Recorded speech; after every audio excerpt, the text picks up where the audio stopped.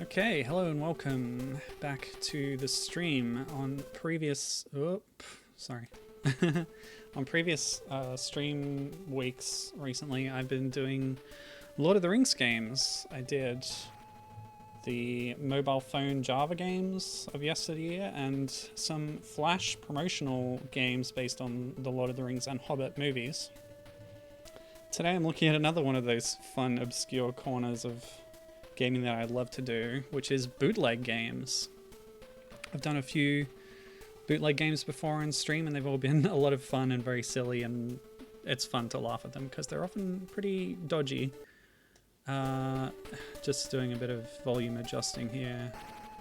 I think that should be fine. Okay. Yeah, so I've got 6 games to go through today. There's a few more I'm going to mention along the way, but these are the ones worth looking at. I got this list after a fair bit of research, but especially thanks to the Bootleg Games wiki and the Handheld Underground blog for dumping a lot of these. Very helpful. Okay, so the first one we got today, I'm going in roughly order of chronology of the consoles that they were released on, because there's not a lot of continuity of consoles in the bootleg games world, because consoles have a much longer life when they're being supported by bootlegs. So that's why you have games like this on the NES that is for a movie, released in 2002 or whatever. Yeah, so the first one today had a bit of a problem with this one. Eventually got it running using the FCEU emulator, because this is a multi-cart called the Super New Year Kart 15-in-1, released by Hummer Team. This cart had a hardware dip switch on it, which you would have to toggle on the physical cart itself to get to different games that are on the cart. But luckily the FCEU emulator has support for toggling hardware dip switch by doing a reset function. So we've gone from 8 games to 15, restart again, back to 6, back again, and it's in English. You can also toggle the language by pressing select, but you need the hardware switch to toggle the amount of games. And you can't actually get to the Lord of the Rings game without that initial toggle. So we'll toggle all the way back to 15, and then make a save state there, and then toggle onto English mode. So this is great. Hi Gibbon, how's it going? Hope you're doing well. I'm playing Lord of the Rings bootleg games, starting with Rings by Hummer Team. On this cart, it's labeled as Gorge, but Rings is the sort of name in the data or something. There's a lot of variations of this game specifically, especially on this compilation cart. By looking at the names here, Pink Jelly, Beach Head, and Jungle War, and Adventure are all variants of Gorge, but they're sort of individual levels of Gorge. So they take one level out and make it into its own game. This is common practice in multicart things. This was riffed on in the Mohon Twins fake multicart that I played some of a little while ago. I'll just show you what this hack looks like. They've replaced the main character from Panda Adventure with this pink cat. Now, we'll go back to the main screen. In Gorge, they've replaced the main character of Panda Adventure with Lord of the Rings characters. Yeah, and another fun connection to previous games I've played on stream before is that some graphics from Donkey Kong Country 4, which is a quite good NES bootleg of Donkey Kong Country 1, some of those graphics get reused in this game. So there's a Donkey Kong connection too. So let's try and figure out who these are from these tiny, awful little pixel portraits. I'm guessing this is Gandalf with the hat, the big hat. The pointy ears must be Legolas. Maybe Frodo and Aragorn, I would guess. I'll make another save state here, and we'll see them in action a bit by picking them. Look at that strut. That's a Belmont strut if I've ever seen one. This has got to be Frodo. Oh, he's got pointy ears too. Nice crouch. You can really only walk and jump in this game. So by picking player 2, Those ears also look pointy. Maybe everyone's just elvish in this game. It's really hard to tell. Is he holding a bow in his hand? Everyone's got a good strut though. Okay, that's clearly Gandalf. Not so much of a strut, sadly. Oh, I was slain by that ferret or whatever. And this one, oh golly. That's interesting. That looks like Arwen or something, maybe. That long flowing dress. Could even be Galadriel. Alright, well if they're giving me an option to play as a lady, I'll take it. So here we go. Oh, great. There's a little congratulatory jingle for clearing the first screen. I can get used to that. See that drip feeding us mechanics slowly here? Oh gosh. Hello, Mr. Troll. Looked like a goblinoid head, actually. Oops. Yeah, so I'm emulating this NES game. I'll be using rewinds. Bootleg games are hard enough without having to challenge yourself not to rely on features like that, so I have no shame in rewinding and stuff. Okay. Oh, that's a dangerous bird.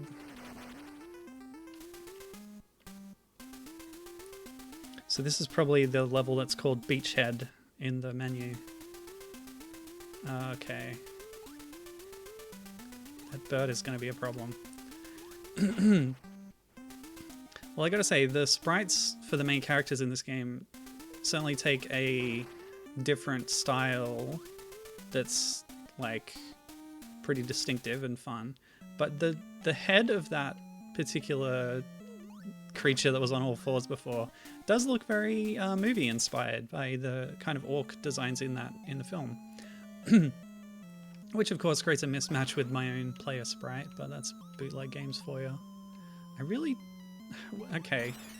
What do you think this character's holding in her hand there? It looks like maybe an opera mask that she's holding up to her face, but no. Some kind of something on a stick. Maybe it's a snack to keep herself in energy on her adventure. Little dried squid on a stick. A wand, says Gibbon. Yeah, I could see it. Not that anyone in Lord of the Rings is known for holding a wand.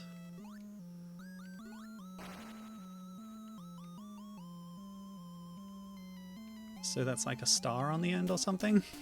Possibly. It could be a little flag. Maybe she's just come back from the Eurovision and she's supporting... white on the ends and like pink in the middle. Maybe a black stripe. That's a very odd flag. I can't quite pick it.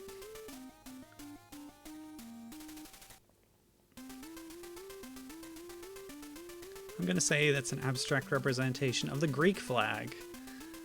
Just using her own palette colors, because you can't, you know, you can't color the flag differently from the sprite itself. That would be too difficult. And I support that. Greece had a really great entry this year. Definitely worth checking out. She's the one that was standing among a bunch of chairs that had slightly melted into the stage. Oh, that was the look that they were doing. Wait a minute, have I just looped? We're back in the cave, but that's a different screen. I haven't done that specific screen before. Oh no. The ducking sprite for her is so funny.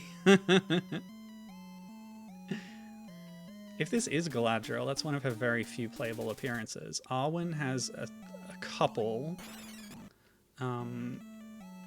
Lord of the Rings, Lego Lord of the Rings, of course, is a great source for playable characters. All sorts of people in that. But yeah, Arwen was in Lord of the Rings Conquest, which was the kind of reskin of Star Wars Battlefront that EA put out in 2009. But she was only available as DLC, so I was playing the PS3 version recently, and when EA lost the license, they delisted all the DLC for it. You can't buy the game digitally on that platform anymore, at least. Or whatever the reason is, it's not there. I can't buy the Arwen DLC anymore. So sadly, although she seemed to be fun to play as, from what I read, I was unable to use her in the game.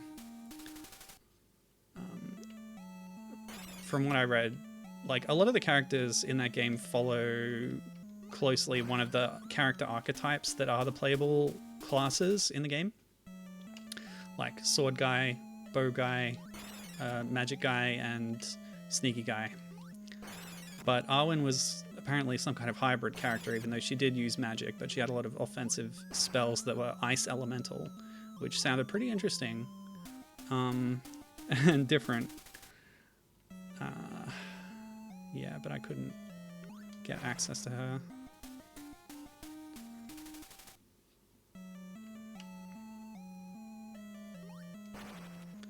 Long flowing sleeves. Yeah, with the palette limitations here, it is really hard to tell who they were trying to evoke here, whether this is Arwen or Galadriel. If you take away their color schemes, you could kind of see how they might dress pretty similarly. She's got a circlet on. She has pointed ears, but also like some kind of accessory above that that's poking up.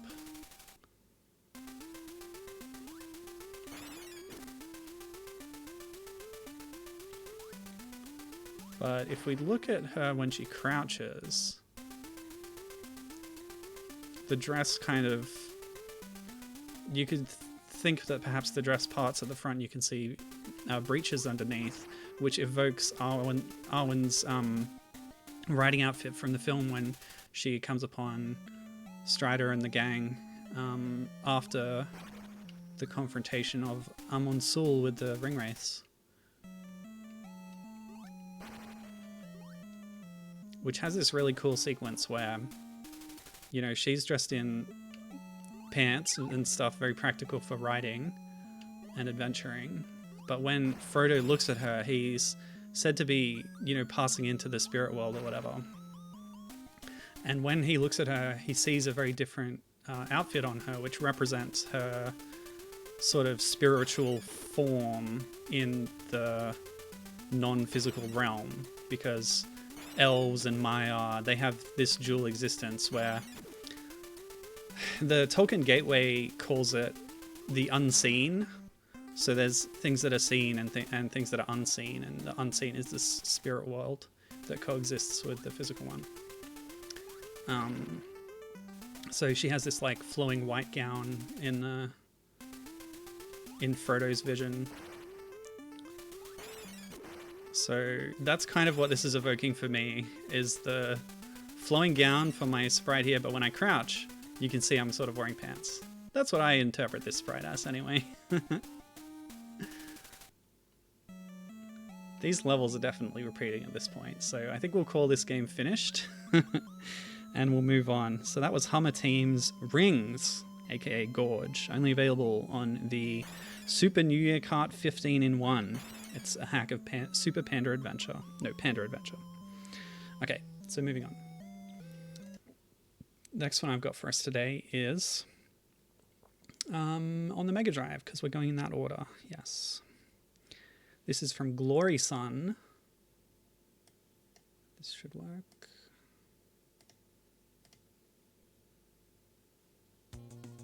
All right, very cool. Chinese bootlegs are fascinating, says Gibbon. I agree. The king is returning, but the whole world is situated at swords' points, and the war is on the verge of breaking out. Only the ring that possessed great witchcraft can rescue the world. This is The Lord of the Rings 3, The Return of the King.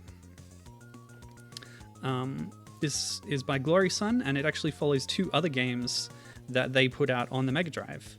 Lord of the Rings 1 was simply a title screen hack of the game Stormlord, translated into Russian.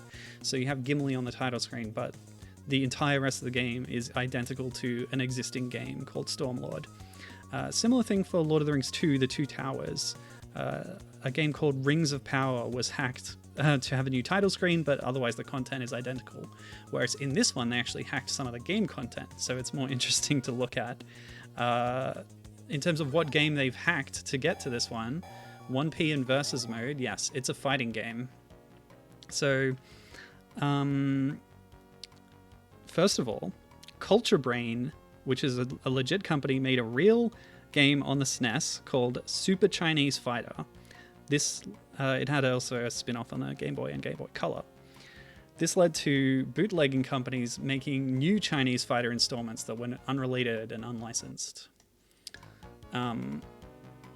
They went up to, or there was at least an example of Chinese Fighter 3, an unlicensed fighting game on the Mega Drive. This is then a hack of that unlicensed game to make it even more unlicensed.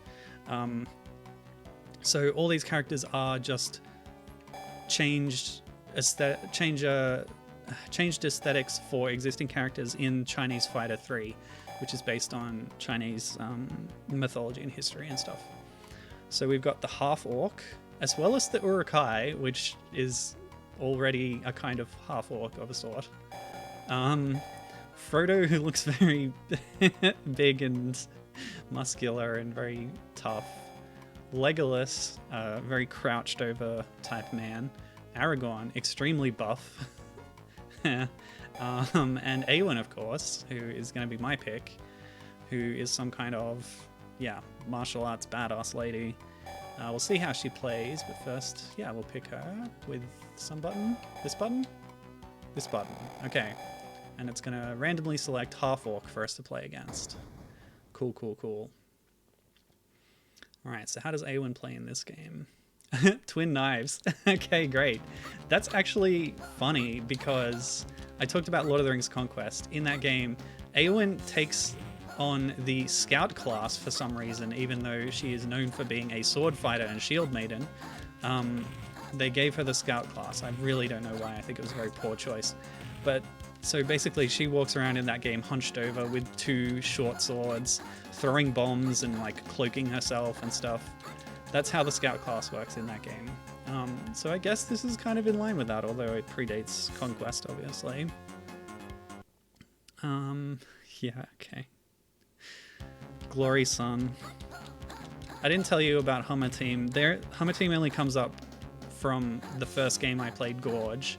So I'll tell you some of the things that you might know of from them. Hummer Team did Somari, of course, the famous Mario Sonic fusion. They did Kart Fighter, which is the one that takes the Super Mario Kart roster and makes a fighting game out of it. Very cool, very interesting. I've featured 2 of their games on stream before. I mentioned Donkey Kong Country 4, the NES version of DKC1. That's quite good, actually. Oh, see, special moves. I don't know how to do them. I'll try some like Street Fighter inputs here. Quarter circle forward. There we go. Oh, it works. I can throw knives by doing that. Great. The other Hummer Team game that is cool is Titanic.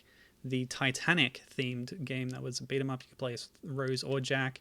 It had the very cool idle animations where Rose would pull up an entire tea party out of nowhere. As with a lot of bootleg games, it was extremely jank, but I had a lot of fun with it on a previous stream. Titanic, with an E instead of an A, by the way. Oh, cool. I have like a rising uppercut kick. Beautiful.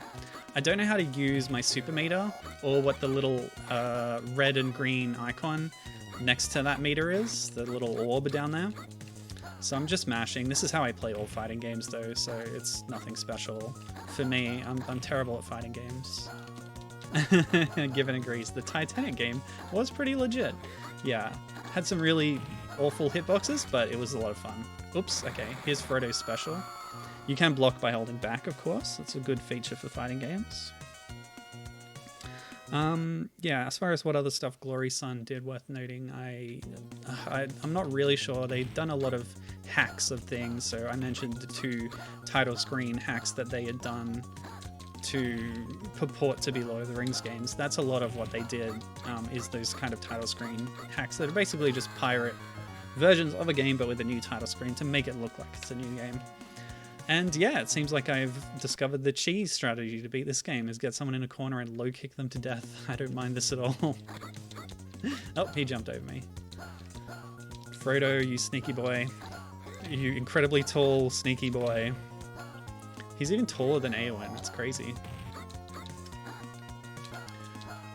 And of course, that's all because they're just reusing sprites from Chinese Fighter 3.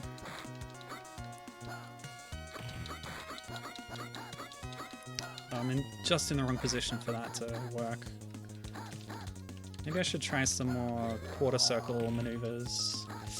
But it's not a time to be risky with one victory each here. Oh, I tried to block it, but he pulled me in. Some kind of hurricane sword attack there. Jump kicking is always good. Oh boy. Okay, cool. Just scraped it out.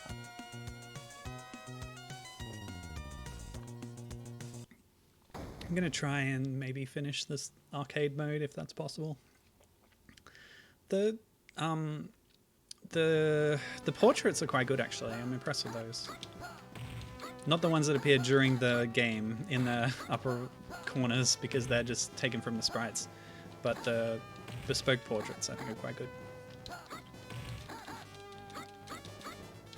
Looks like Legolas has his winter clothes on.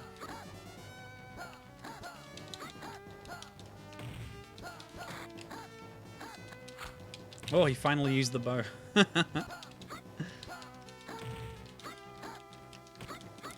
I don't know what I'm doing. I'm mashing, but it's getting me through. Yeah, you'll see a lot of the time that the titles are kind of irrelevant. This is called Return of the King. The cast list is not really distinct to that movie. I guess it's called that because it's the third Lord of the Rings game that Glory Sun put out. But yeah, it is the only one with unique content like this. Oh, I just noticed, by the way, look at Legolas's name. It's not Legolas, it's Logolus. Or perhaps Logoias. Logolas. I like that. We're going to see more of that later, actually. That's going to be a lot of fun. I'm trying to do that knife throw maneuver. I can't... Yep, there we go. He blocked it, though. Hey, I finished the match with it. Beautiful. Happy with that. Happy with any victory I can take. Oh, mirror match time. Shao Kahn. Oh, not... Wait. Who, Shao Kahn was like the big baddie. Who was the one who could shapeshift? Come on, throw the knife. There we go. Oh no, our knife's cancelled out. I tried to throw it, nothing happened. Yeah, let's go. It's not working too well. Shang Tsung, yeah, Thanksgiving. One of the other companies I've got later did a few Mortal Kombat games. Might have been this one actually. I didn't note it down. One of the companies I was looking at, I just did some whirlwind research this morning. There's the 4 companies that we're going to be covering. One of them did this game called Mortal Kombat 6, 28 players. But it's just a hack of Mortal Kombat 1 with a bunch of clones that are slightly different, like edited a little bit. I think they changed somebody, probably Kano, to be the Terminator. Yes, Quan Chi in later games also. I was definitely thinking of the earlier games though. I haven't played much of the later games. I think the latest one I played was Deadly Alliance? Or Jagged Alliance? What was it called? Some kind of alliance. It's not Lethal Alliance, that's a Star Wars game.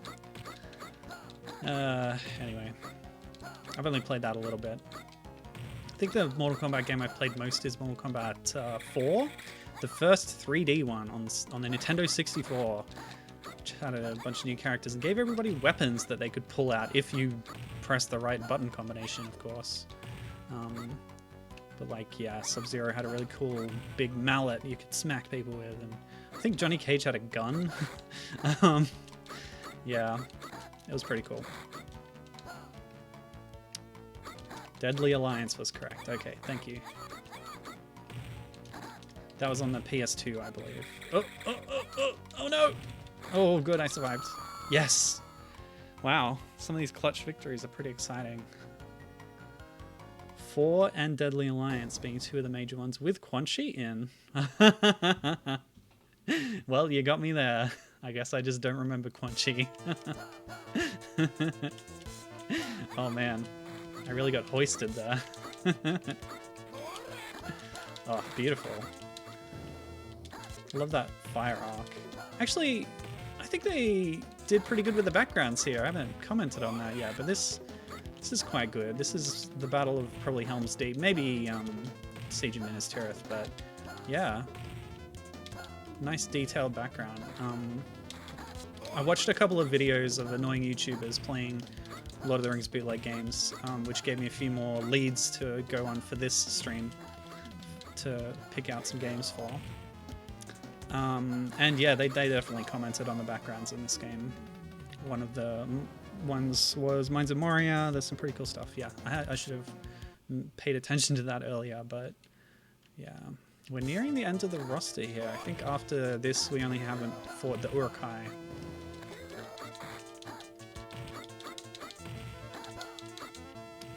Can you see my tactic? I do a jump kick and then I do some low kicks. It's been working for a bit. Is there chip damage in this game? Yes, there is. Well, there you go. Did I do a throw? Did I just do a throw? Oop, that was close. Aragorn, known for his rolling sword attack, of course. Ah.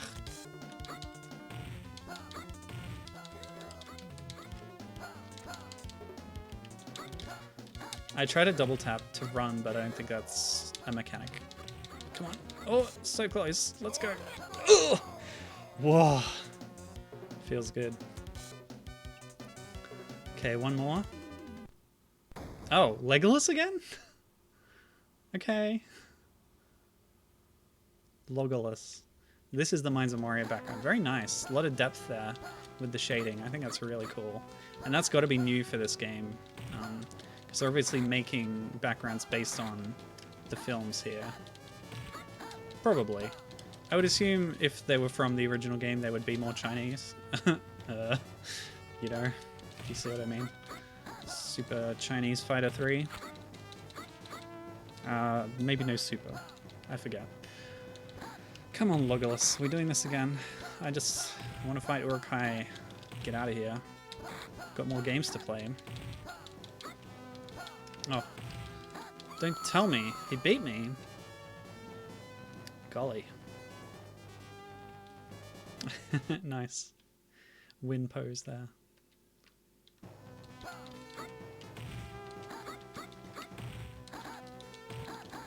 Yeah, he got me. I don't know if they're getting harder. Probably not.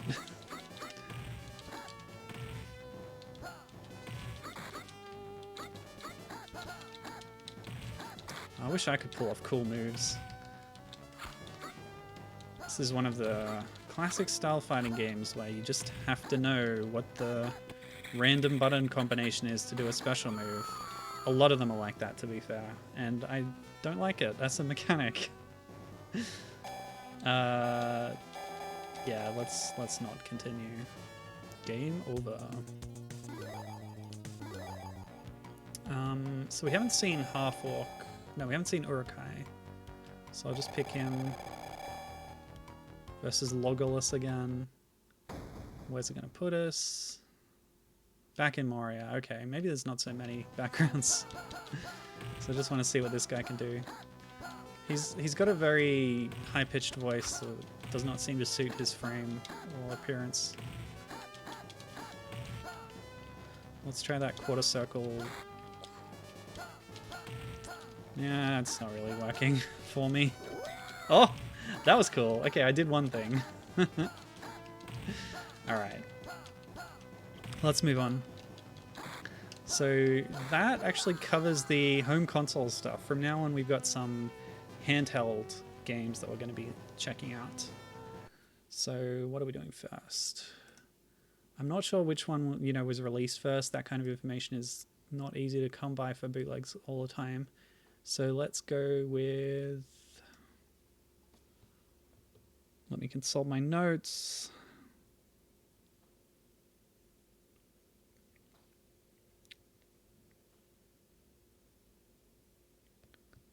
Where?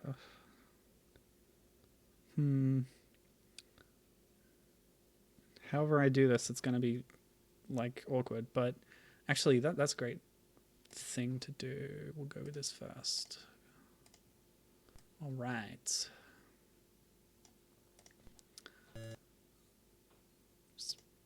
increase the scale of the window because this is a Game Boy Color game. 6 times is probably good. That peewee is back. That bird is pecking out our window again. Little jerk.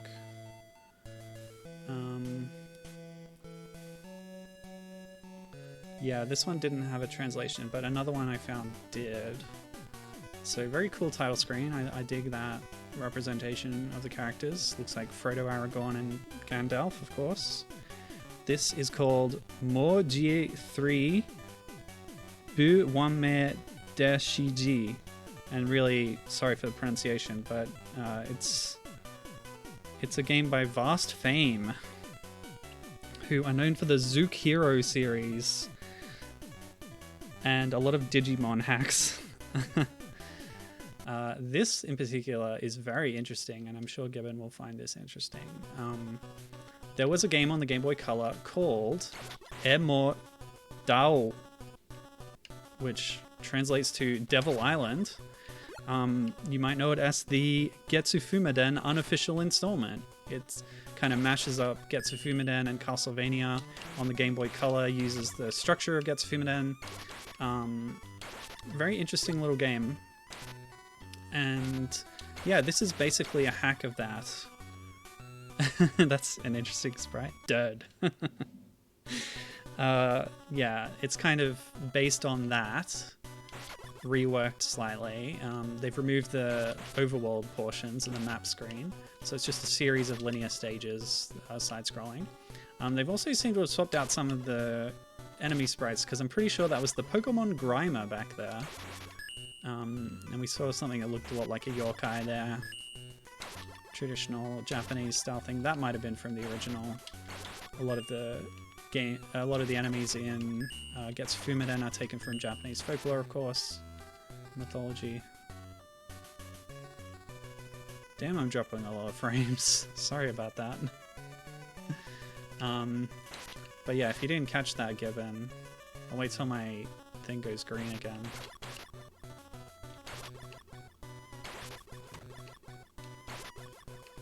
I think I need to be pretty careful about my life counter here. The enemies are really quite varied in style. They don't all seem to match very well. Okay, it looks like those little floating ghosty things give me a bit of health. Yeah, but given this was the Game Boy Color bootleg Getsu Fuuma Den thing, that's the basis of this game. This is like a reworked version of that.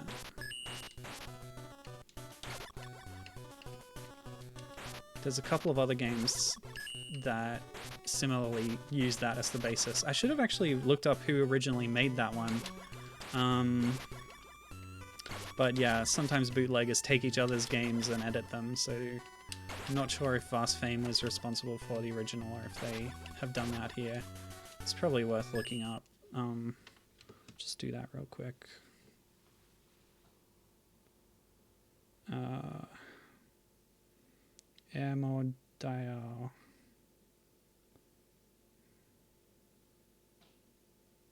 Devil Island. Yep, bootleg. Who made it?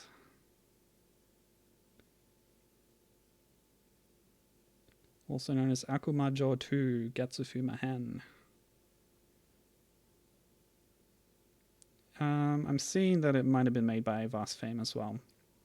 It was included in Vast Fame multi-carts. Sometimes we don't really know who made these, but yeah, it looks like this is a case of the original developer taking their own game and remixing it to change up the license attached. Well, it's not a real license, but yeah.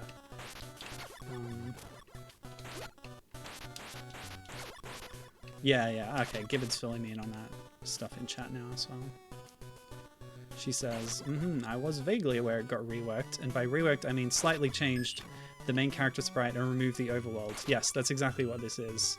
I guess what they're going for here is Aragorn with the long coat and the long hair. He looks like a Belmont. But yeah, they've just given it a very light touch of Lord of the Rings theming and called it a new game. But yeah, as Gibbon says, we don't actually know who made it. It's probably Vast Fame. So I think it's probably a similar situation for this one. Lord of the Rings 3. I didn't write down what the translation was, but it's Moji 3.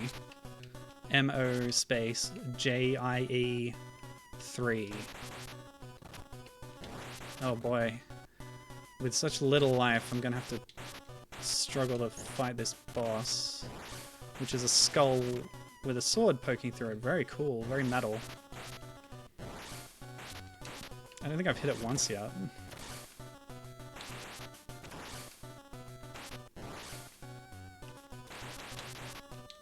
Nuts. Dead.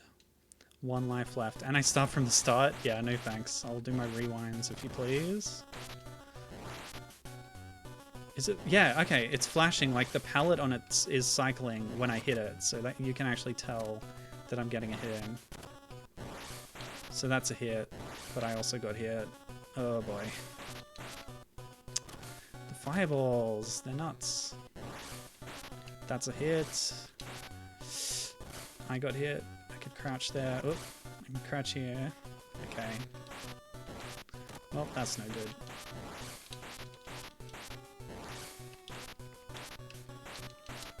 Okay. Doing well? Not so much. It's really hard.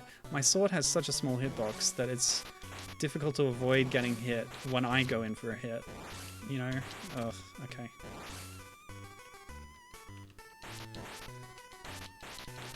So, have you played through Devil Island yourself, Gibbon? I haven't.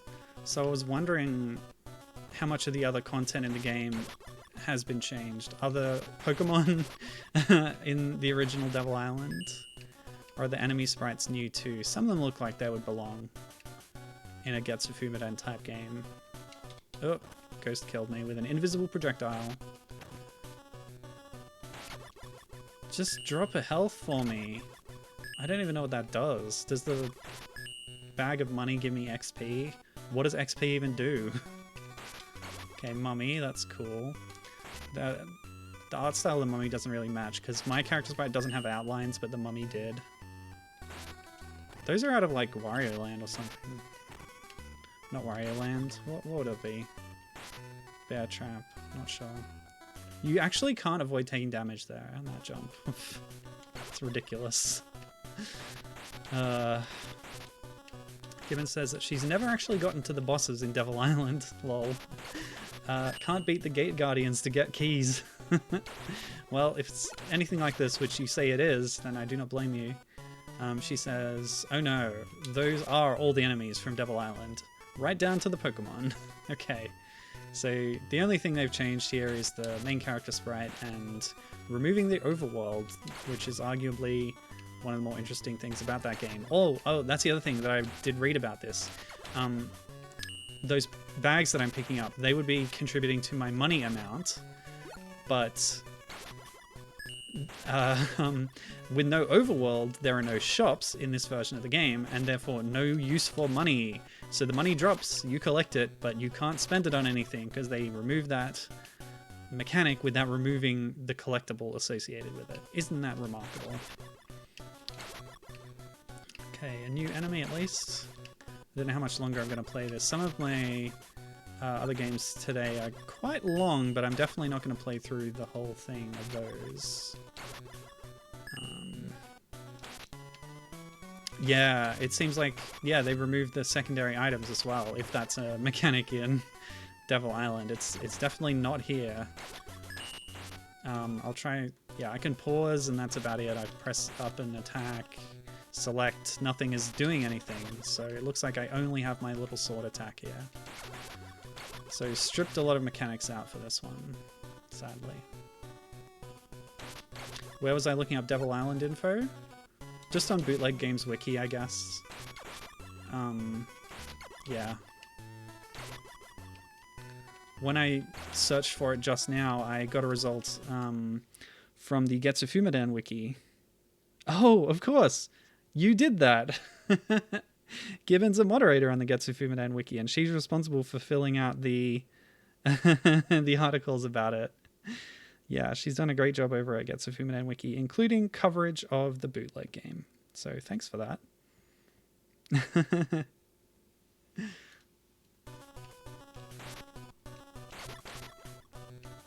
Of course, of course.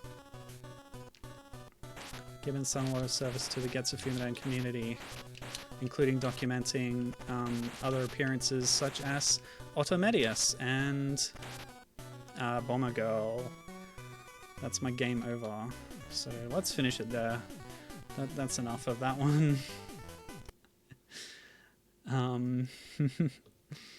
Yeah.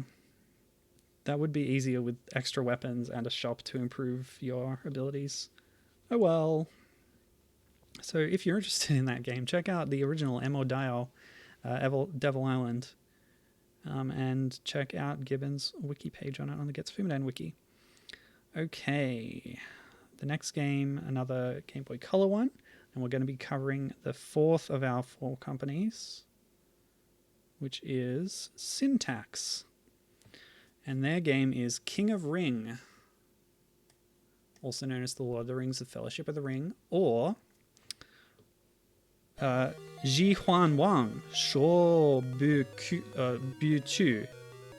Yes, again, apologies, but yeah. Syntax is pretty cool. They're responsible for some very fun games that I've played on stream. Especially, well, I guess I've only played one of their games, and it was Donkey Kong 5, The Journey of Over Time and Space. The classic Game Boy Color Donkey Kong game that's very Super Mario Brothers style, with Pokemon pinball music. Let's see. Okay, I'll talk about some of their other work later, because it is relevant to another game they did, but we'll restart here and we'll try and read this plot. Yeah, Gibbon says she's the primary admin of the wiki, so really in charge over them. Midland World, aka Middle-earth, about 5,400 years ago, Dark Lord combined the technique of the metallurgy and the magic, smelting a lot of rings with magic power. In face, he returned to Mordor stealthy. Oops. Oh boy. Yeah.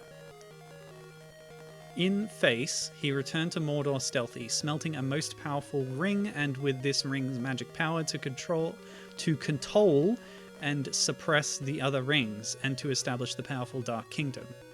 Yes, that is correct. That is very well said on Sauron's plan there.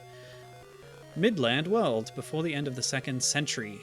The king of the spirit Gil-galad and Numenor's king Elendil hand in hand. That's such a beautiful image. Hand in hand, going to the battle holding hands. So cute. Okay, I ship Elendil and Gil-galad now.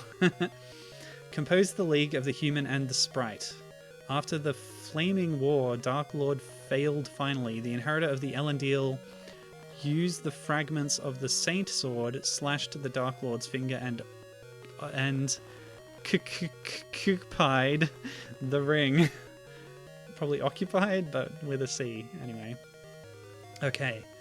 The ring spread from place to place. Surprise appeared in very fond of delicious foods and easy life's race hobbits. Okay, I get what they're trying to go for there. Frodo Baggins, who inherit the relative's property in this strange situation, also inherit the responsibility for saving the world. So it also be the target that the good guys and the bad guys that to fight for. I love it. Amazing. Okay. Designed by BBD. That's another name for Syntax, by the way. We saw Syntax's logo at the start of the game there. I didn't have any more notes on this. This was a late discovery by me. Those are Greek letters in the background, by the way. Okay, cool. They pass for runes, I guess. Alright. Yes, such a classic. Alright. So, well, we're already in a town, but you might recognize the kind of setup of this. It's a bit Zelda 2-esque, with the top-down overworld and the side-scrolling levels, including towns. And I did find an English language version of this, thanks to the Handheld Underground. Before I was consulting a Chinese language version that I thought would be the one that I'll have to play, but no, luckily. Oops, I have a... Okay, so I threw a bomb. It removed a chunk out of my HP bar from the middle. That's odd, but I'm just trying to talk to this guy, and I can't figure it out, so I'm gonna leave.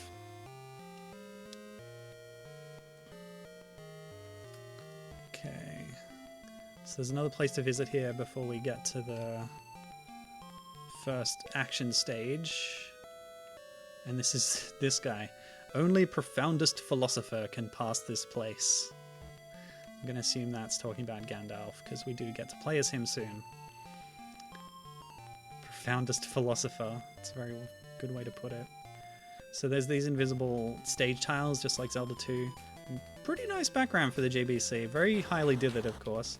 Hang on, are these Pokemon too? Oh my gosh, how much health does this enemy have? A lot, it looks like. We've got a nice little attack combo here. When I first started this, one of my buttons was set to turbo. I think I've still got that mapped here. Yeah. So if you turbo the buttons, you can very quickly do the dive attack as part of your combo, because it's accepting those inputs despite what the animation is. And yeah, according to one of the YouTubers I looked up, like, there's not much point in fighting things. It takes a long time to do it, and they don't drop much. I think they're supposed to drop health pickups. Yeah, a battery. That didn't restore my health at all. Okay, I don't know what it does then. So basically you just want to avoid everybody, including the foxes and those people with swords. Okay. I don't know where this music is stolen from either, but it's most likely stolen. Okay, more types of people. I'm presumably Frodo here. He looks pretty good. I wonder where that's stolen from. But I like how the cape animates when you jump. I'm glad to see you. Now follow me. Okay, this is scripted. He's pulling me away to Isengard, I guess. Here we are in Orthanc, talking to Saruman, who looks a lot like he did in the Ralph Bakshi movie. Okay, what's he saying? Long time no see, my friend. This time I come to here is want to know something about the ring. The ring. How should we deal with this ring? Gandalf the Grey feature is no more controlled by us. Now we should to go and seek help from Dark Lord. Give me the ring. We could start a whole new world together. You are not my best friend anymore. I have give you an opportunity to join us. Don't defy us. I won't join you. And then I will need to attack you. Nope. That wasn't much of an attack. But now we're Gandalf, and Saruman is not our best friend anymore. Sometimes you just gotta put your foot down. Oh, okay, so the health batteries have HP printed on them. Now I did... Oh, okay, so I have a special attack by pressing select. Lots of fireballs. Okay, yeah, when you're in an action stage, you open up a different menu. This is where you can see your, I guess, magic power or whatever. And this is where you swap characters. So you can go back to Frodo and crawl through this passage.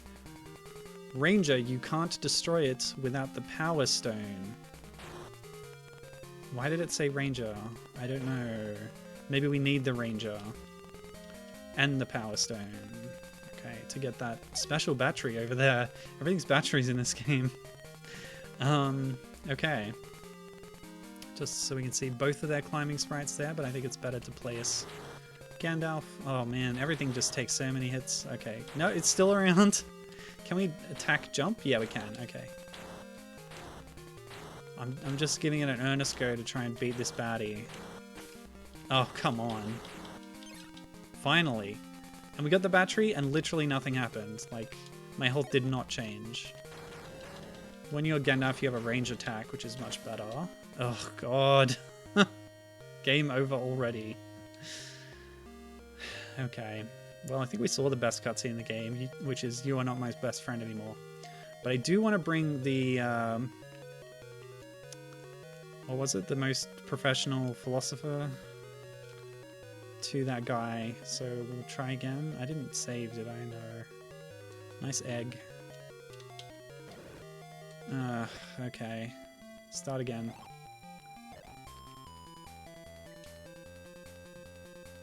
This time try to conserve health so I can get a bit further. It could be that the health batteries are consumable from the menu, but if so, I don't know how to use them yet. God, I've taken even more damage this run. That's just terrible. Oh well, I'll try. I'm going to try.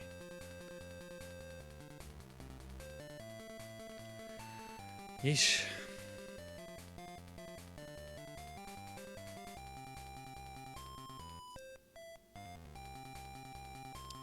The latest game I've been playing is Aragorn's Quest, which I was playing on the Wii, but then I discovered that on PS3, not only do you get HD graphics, you also get to play the game with traditional controls. On the Wii, of course, there's all Wiimote waggling and pointing, but if you're on a PS3, you have the option to use PlayStation Move, which I don't know anybody who has one, or to use the DualShock 3 and actually be a lot more comfortable. It is harder to aim at things, but I think the trade-off is, yeah, a lot better on the whole.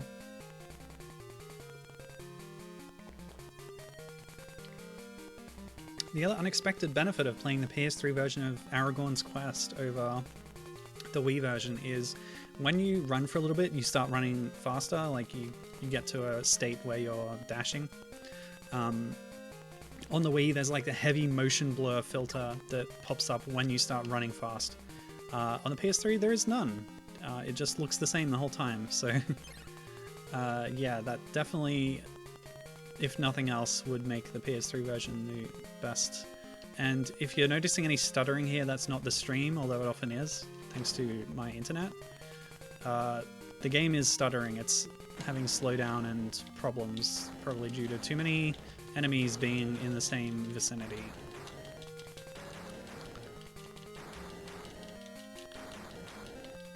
This is just absurd. Big problem with certain beat-em-ups is enemies being complete damage sponges, taking way too many hits. But it looks like, yeah, Saruman's got himself some different kind of minions than what we saw in the books and the movies. These kind of bat creatures that can fly around. Very handy to have. I'm just at a bit in Aragorn's Quest where there's a lot of Crabine popping up and they've given me a bow. And Crabine are a kind of large crow that is intelligent and spies for Sauron and Saruman. Primarily Saruman, I think. I always misinterpreted, I couldn't tell what Legolas was saying. There's the scene where Merry and Pippin in Fellowship of the Ring are sparring with Boromir on the mountaintop, and they see a cloud, and Gimli says, "It's just a wisp of cloud." And I think as Boromir says, it's moving fast and against the wind. And Legolas then says, Crabine from Dunland, which is what it is, but I couldn't tell what the noun was in that sentence. Actually, I thought he said crow mine, because they're crows, and mine could just be some obscure word for a bunch of crows. I don't know. Tolkien's the linguist. Alright, I did want to bring my old philosopher friend over to that guy. I think there's some stuff to do in that town as well. Who knows what town it's supposed to be. Oh, do I have to go back through this to get over there? Oh boy, we'll check the town first. My goal then will be getting back in one piece. Oops. Alright, hello. Is this Bree? This guy is pretty aggressive. Oh my gosh, he's actually attacking. I thought this was a friendly town. But no, there's skeletons and nasty men with swords. Oh, Gibbon thought that Legolas was saying crab eye before she turned on the subtitles. Oh, yeah, I didn't think to use subtitles. Can I hit these guys through the box? I can. I'm gonna check my menu. There's no...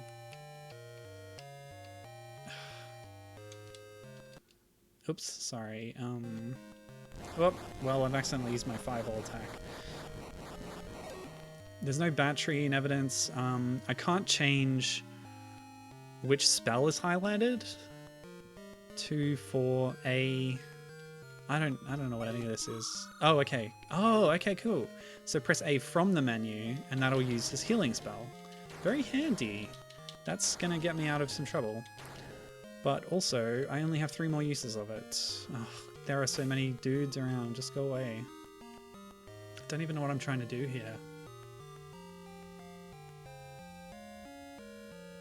So I was looking up stuff about this game. There's a sort of let's play of it online on somebody's YouTube channel, and it's very long, so I'm not gonna get through it all today. They have like videos that are, you know, 20 minutes each, and there's like 15 of them or something, so quite a long game if you want to play through it properly. No doubt made even more difficult by the jankiness which pervades a lot of bootleg games, of course. Ugh, skeleton, go away. Ugh. Now, I saw somebody up here through the floor. Let's just jump over. Yeah, okay. Oh, I didn't see somebody. Nope, that wasn't a platform. That's... that was a sprite that was incorrectly drawn on the screen. That was not supposed to be there, apparently. Ugh, I noticed one of those earlier. In the dialogue scene with Saruman, there was some kind of icon in the lower left that I don't think was supposed to be there. Well, this sucks. Go away. Where's Glamdring when you need it? Ugh. Zombies. That's the guy that I saw through the floor. Who is that supposed to be? Is that Aragorn? Well, that's this run over, I think. Yeah, I'm sick of this one. I'm not gonna get our philosopher friend to that lower cave. Ugh. Or am I? Oh, okay, you save from this screen. Good to know.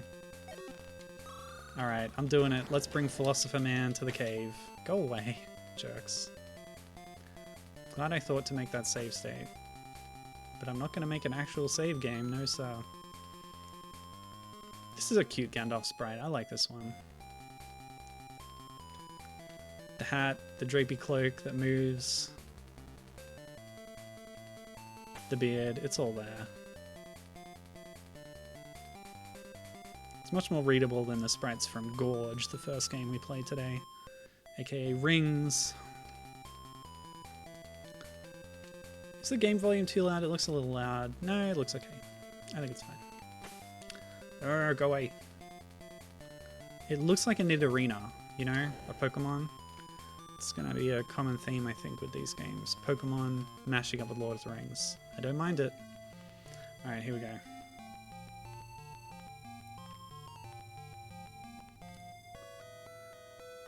Okay. Is that a pentagram on the ground? Only a profoundest philosopher can pass this place. Well, excuse you, I am. What? Gandalf's not the profoundest philosopher? Of all the members of the Fellowship, I would say he is the profoundest philosopher of them. What does it expect of me then? What would you have me do? People are always saying that in fantasy stuff. What would you have me do? What would you have me do? Okay, this is a cool music track. And very nice background too. So I'm going to explore a little bit more. I'm not finished with the game yet. I think given the time we have... Oh, what? Like pushes me back a bit? I don't suppose Frodo can get through there? I guess so. Only the rain jerk and destroy it. Oh, I see. They didn't put a space there in the right place. Only the ranger can destroy it. I would call Aragorn a rain jerk. He's a bit of a jerk sometimes. Nah, he's actually quite nice.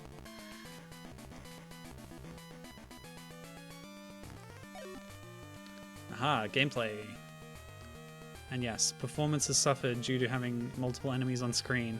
It's gotten very jerky, herky-jerky. Not jerky like Aragorn. Water jerk. Just kidding. He's cool.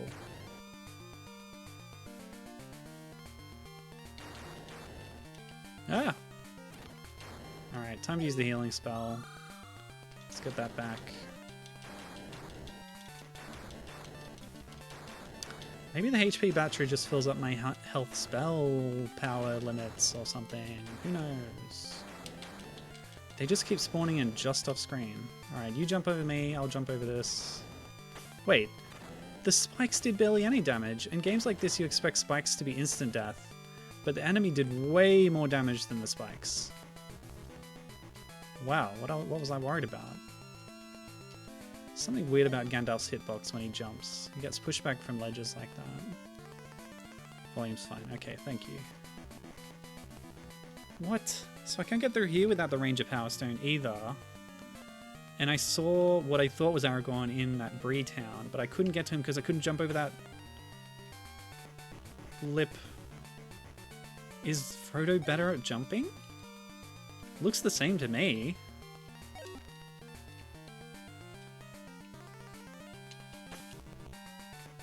Okay, so clearly there's like gates here.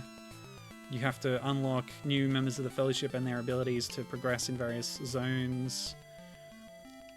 But I don't quite know how to get to Aragorn up there, unless there's somewhere else I can go in town to unlock somebody else that can then unlock Aragorn, presuming that is Aragorn. But no, it's just going in here and then you're there.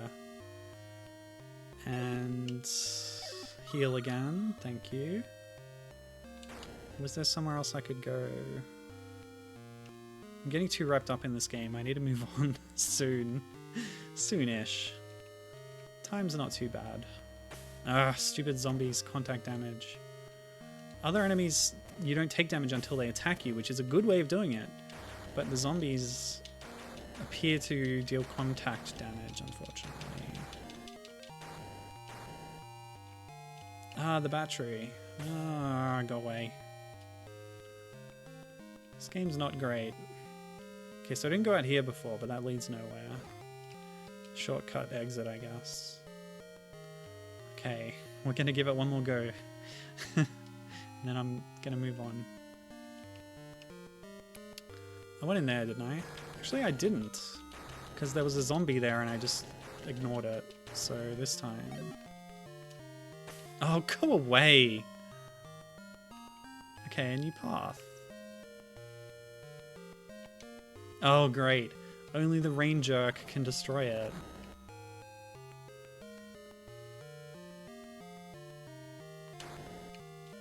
Ow.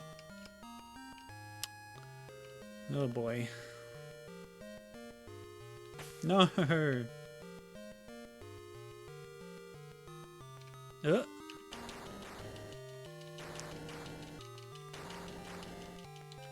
Battery time. I don't think I actually got it. I think it disappeared just before I got to it. Ugh. Skellington! Ugh, go away.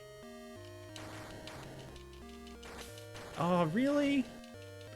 What a lunge that guy has. Ugh, please, please. So where did that other ladder go to? Go away. Got some more sprites being drawn in wrong places. Especially when you pause. Okay. Oh, Frodo does have a bad jump. What do you know? I should have tried that. Silly me. Alright, let's see what this is. Hello. It seems you've got trouble, right? Let me help you. Thank you. It is indeed Aragorn. Not Aragorn, Aragorn. I knew it. Oh, that's cool. Fast attack pattern. In fact, I'll hold the turbo button. Whoa! Before the sprite of attacking even appears, he's moved on to the next part of the string. Ow! Let's try his select special attack. Okay, it's like a spinning blade. Pretty good, does a lot of damage. Killed that zombie pretty quick, whereas it took Gandalf like 10 shots to kill it. Alright, now that we have Rain Jerk, we can get through some blocks, but I'm not going to do that. I'm going to get to the map screen. And I'm going to stop. I'll make a real save this time. And a fake save. Oof. What's the time?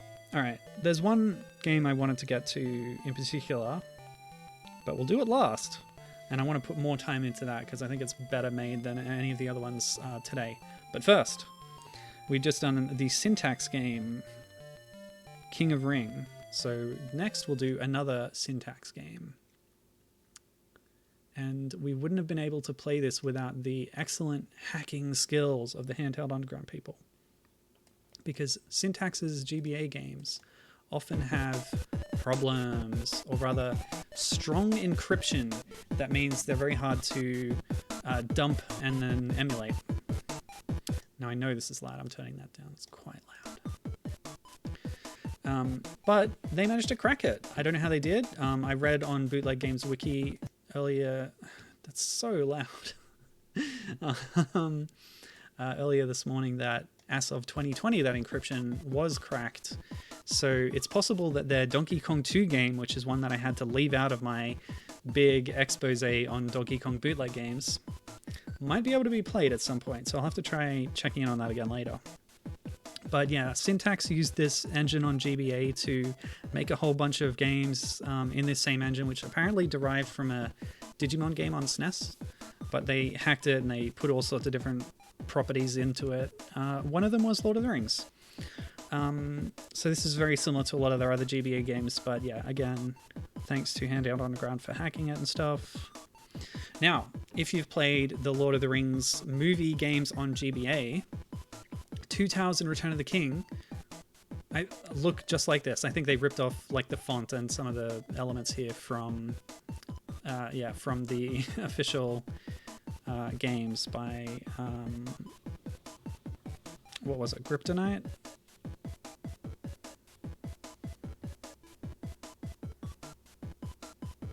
Enjoy this music for a second. Yeah, it was Kryptonite Games. Purveyors of quality, actual quality. The Lord of the Rings GBA games, the latter two, some of my favorite licensed GBA, favorite licensed Lord of the Rings games in general. I think they're very good. But yeah, if you're familiar with those, this title screen might be familiar, but also I'm pretty sure they just took the Aragorn sprite, and yeah, this is the Aragorn sprite from those official games, I'm pretty sure. They edited it slightly because he doesn't have a falling sprite. Those games are top-down, kind of Diablo-likes. Excuse me? Who maps this controller? Sorry. I didn't check this before, but I need to change these inputs.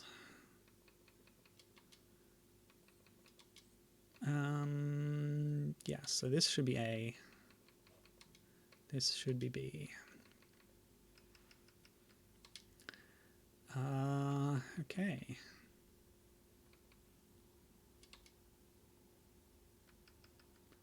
I don't know if turbo will be useful, but might as well. And then save core remap file. Cool. Right.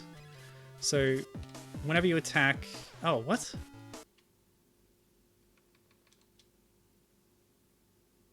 I think they've reversed it from what it should be. A is attack and B is jump in this game, apparently. That's a big no-no. That's a gaming sin right there. Yeah, okay. Oh, those little gem pickups. They are directly from those same licensed games. So yeah, there's a lot here taken directly from the official Lord of the Rings GBA games. That gem pickup, it takes the place of gold in terms of the Diablo-like context of those games. The fish sprite, I think, might be from a Castlevania game. But gosh, this is rough. The music stopped entirely. It's just given up. Just the camera movement. That's definitely from Castlevania. Oh, the music caught up. This is ridiculous. This is really badly made. Oh well. Oh, is that Athelas leaves? Did that restore my health? Okay, okay. Trying to get up on this cloud, but I don't think I can jump high enough. I managed a double jump earlier, but I don't know. I think that was just a bug in the engine, maybe. Okay, that's a dead end. It looks pretty, at least, says Gibbon. Well, I suppose so. A bit noisy, yeah. Let me turn that down further so you don't have to deal with that blaring noise as much. It's still very loud in my headphones. It's basically at the minimum volume for me, but it's still very loud. I don't know if there's something wrong with the audio setup on my computer, but that's just the way it is. So a lot of the games that are like this that they made, where you have this projectile in a platformer setting. The Donkey Kong 2 game, very similar as well. In that case, you're playing as Donkey Kong, probably ripped from the DKC GBA ports as well, with Diddy's hat on, and you can throw a DK barrel at any time, like from nothing. You just pull it out of nowhere and throw it. Alright, so what I'm going to do is ride this to the top of its arc and then jump and attack in the air to stall myself until this cloud goes underneath me. I think that's the way to do it. Wow. Jump, attack, attack, attack. Oh man, that's close. Oh, okay. Gibbon was actually talking about the visual noise. It's very visually busy.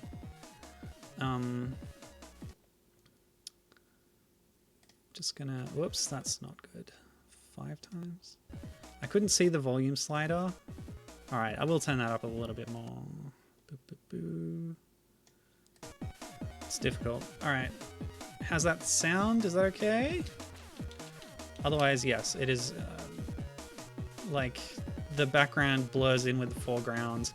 At least Aragorn stands out from the action. Nope, that wasn't right. Jump, attack, attack, attack, attack. Air stall, air stall. That doesn't work. I don't get quite enough height. I guess I'll backtrack. I can't. Okay. Can I do this? The air stall gives me a bit of extra horizontal motion. And for some reason, we just lose music when we get to this point. I want to get up higher, but I can't. Okay. I can't do it. Let's keep trying with that cloud, I guess. Man, this game is poor.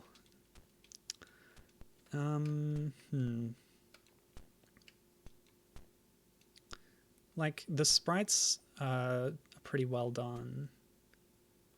Obviously, the character sprite here is ripped off from an existing game, so presumably everything is ripped off from something. I did definitely recognize the Castlevania bone pillars there, and probably the fish as well.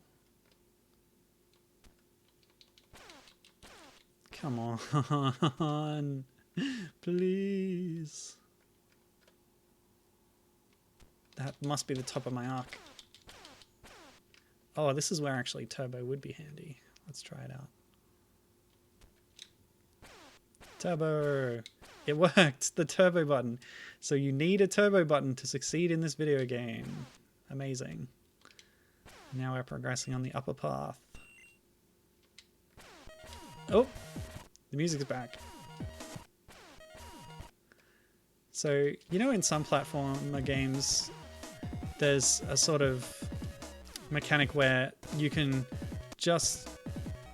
You have a tiny amount of leeway after falling off the end of a platform before where you can jump. In this, it's the opposite. You actually fall off sooner than you expect. So, yeah. I expected to walk a little bit further, but it actually drops you down. I think sometimes they call it coyote time, from like Wile E. Coyote looking down when he falls off a cliff, and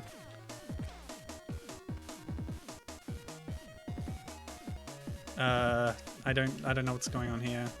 Oh, I haven't tried L and R yet. Hold on a second. I need to change my... Yep. Okay. R does nothing.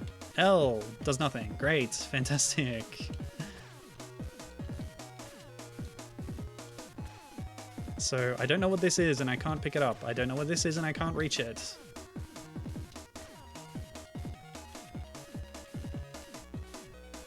I am stumped. Okay, I guess I can ride this cloud up.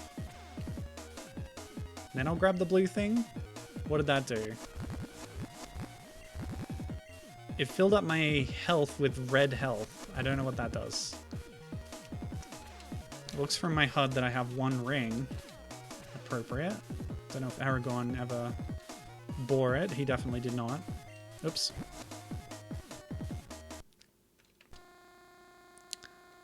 Well, the music's loud, but it definitely also goes hard. Like, it's cool. Oh boy. Okay, that's not the answer. There's a platform here to grab some gems, but they don't seem to do anything until I get 100. The ring's probably my life counter. If we're being honest. Okay. So clearly I'm... Oh, here, there's another cloud that didn't spawn, even though it should have been on screen at that point. Great. Very well made video game. Thank you. Oh. Jump, attack, stall myself a little bit. Cool. Well, at least you can sort of cheese the mechanics in that way. If I had to do this without being able to completely arrest my mid-air momentum and then gain extra momentum, I don't know what I would do. Something about those bone pillars interferes with the music engine, I think. Here's the fish again. Take a close look. Oh, I bopped it, apparently. I don't know what that was. Ugh. This game's a mess. Oh, the bone pillars are moving now. That's against the rules. Oh, boy. What a cool game.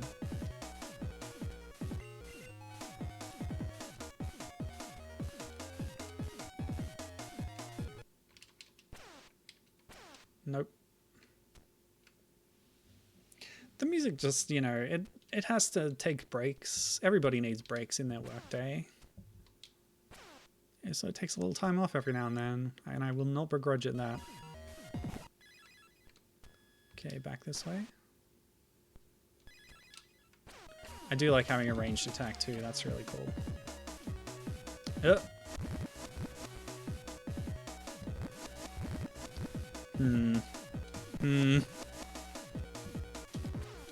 Nope. I'm sort of assuming the end of level trigger is over there, but it might not be. Oh, was I supposed to like bop on that enemy? I guess I can bop the fish. But then it's gone. I did destroy that bone pillar, so maybe I can bop on it. But I first need to bop this fish. Oh, I didn't get enough height. And I'm losing health. Yeah, it's like my hitbox interacts with it too early, so... Alright, it's probably going to the left then. There's a cloud over there. Oh, 1-up, but the 1-up is reversed. Oopsie. Okay. This is what I'm going to do. Turbo B. In midair. Until the cloud spawns. Take a look at that 1-up height. Isn't that beautiful? They've just mirrored it. It's flipped. Why? Who knows? Also, the cloud does not approach far enough. Why? Again, who knows? Oh yeah, I can fly. I believe I can fly. I believe I can touch the sky.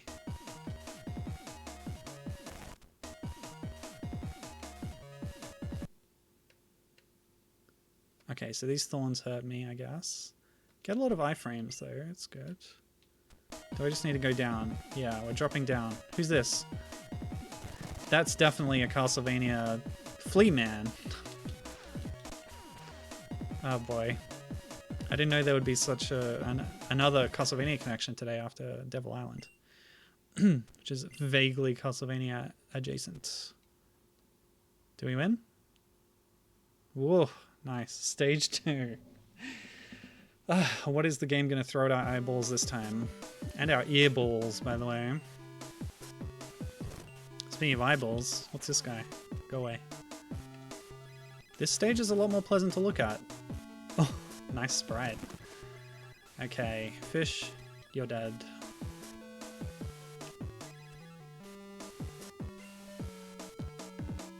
Oh boy. Alright, I've really had enough of this, so... Nope, not load state, save state. There we go. Well, let's play a different game, shall we, for a bit? Yikes. What a mess.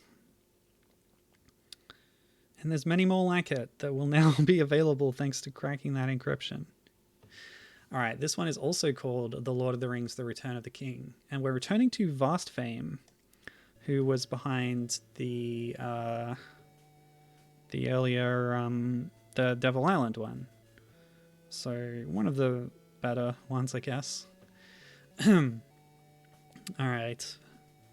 Let's see what this has to say for itself. One intro version Hobbit's Rogins got a ring with his cousin Bilbo. This ring have the incomparable power enough to let the author of evil, Yu, gobble up the whole world and enslave all of living to work properly. Okay, this music has gone from incredibly loud to soft, so I'm turning that up. Should be better now. Maybe a little bit more. Okay. The expeditionary have 5 people. There is Hobbits Rogins, human warrior Sherd, the wizards Granda, dwarves warrior Jali, and the spirit absolute being archer Alias. There take the magic ring march, go on the police Judgment Day mountain, where make the magic ring and discard the magic ring into flaming, raging flames center. Perfect. Perfectly written. Again, they're using sprite to mean elf, which I find interesting. Hobbit Rogins, I also saw a reference to that being used in a different game at some point, so it's some kind of it's got something to do with the transliteration of Frodo Baggins, that it becomes part of the name in some way. So yeah, this is Lord of the Rings: The Return of the King, also known as Mo De Shijie. So we get that Moji again, which was in Vast Fame's earlier Lord of the Rings game. This is on the Game Boy Advance. And we're gonna, I guess, just pick normal. Hope I don't regret that. Yeah, 5 playable characters. Alias, race sprites. Brief introduction. Shot arrows and shoot arrow of expert hand. He representative the spirit. Participate in to send a punitive expedition, the row or column of the evil boundary.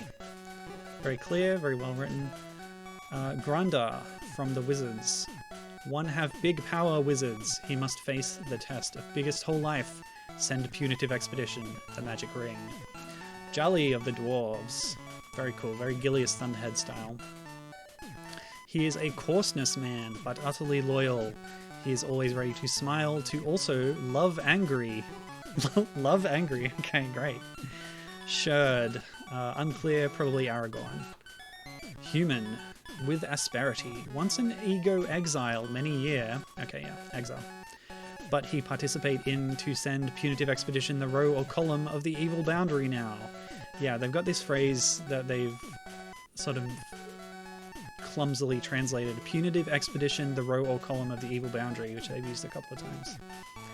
Rogins from the Hobbits. A shy, again, a morally upright Hobbits. For sending punitive expedition evil boundary, however, launch, risk, danger, it travel.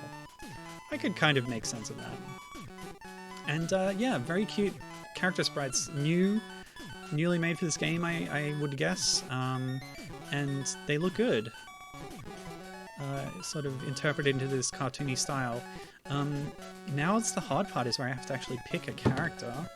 I'm going to save my state here, and I guess I want to see how Gandalf plays, most of all, to see what outrageous magic spells they've given him, which is always fun to look out for in a Lord of the Rings game. Okay. I'm going to take a drink.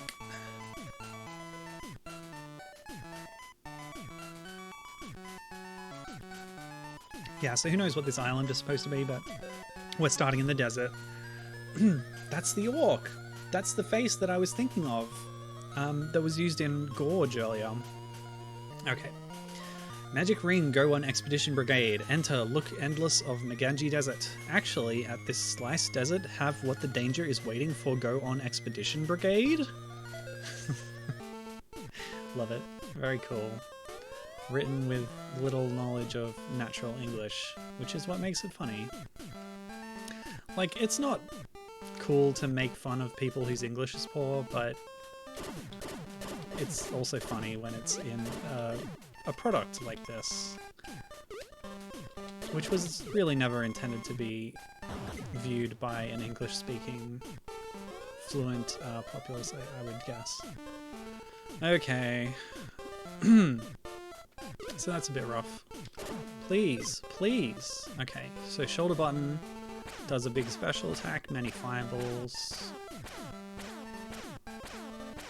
many fireballs, and L and R do the same thing. I have confirmed it. We have a melee attack and a ranged attack, and if that doesn't clue you in, I'm going to tell you something really cool right now. So, according to rumor, Vast Fame officially licensed the engine from the Game Boy Advance game Kiki Kai Kai Advance, also known as Pocky and Rocky with Becky. And if you weren't aware, that is a sort of top-down run-and-gun series by Taito and later Natsume, who... It's about a shrine maiden fighting a bunch of yokai, but it's basically like this. And we've played sort of, they call them run-and-guns, maybe top-down run-and-guns. I've played games like this before on stream. I've played the Legend of Valkyrie. No, Adventure of Valkyrie. No, it was Legend. Yeah, Densetsu no Valkyrie by Namco on arcades, as well as the remake of Valkyrie no Boken on PlayStation, which took the form of a game very similar to the original arcade game. As well as Twinkle Tale, which was about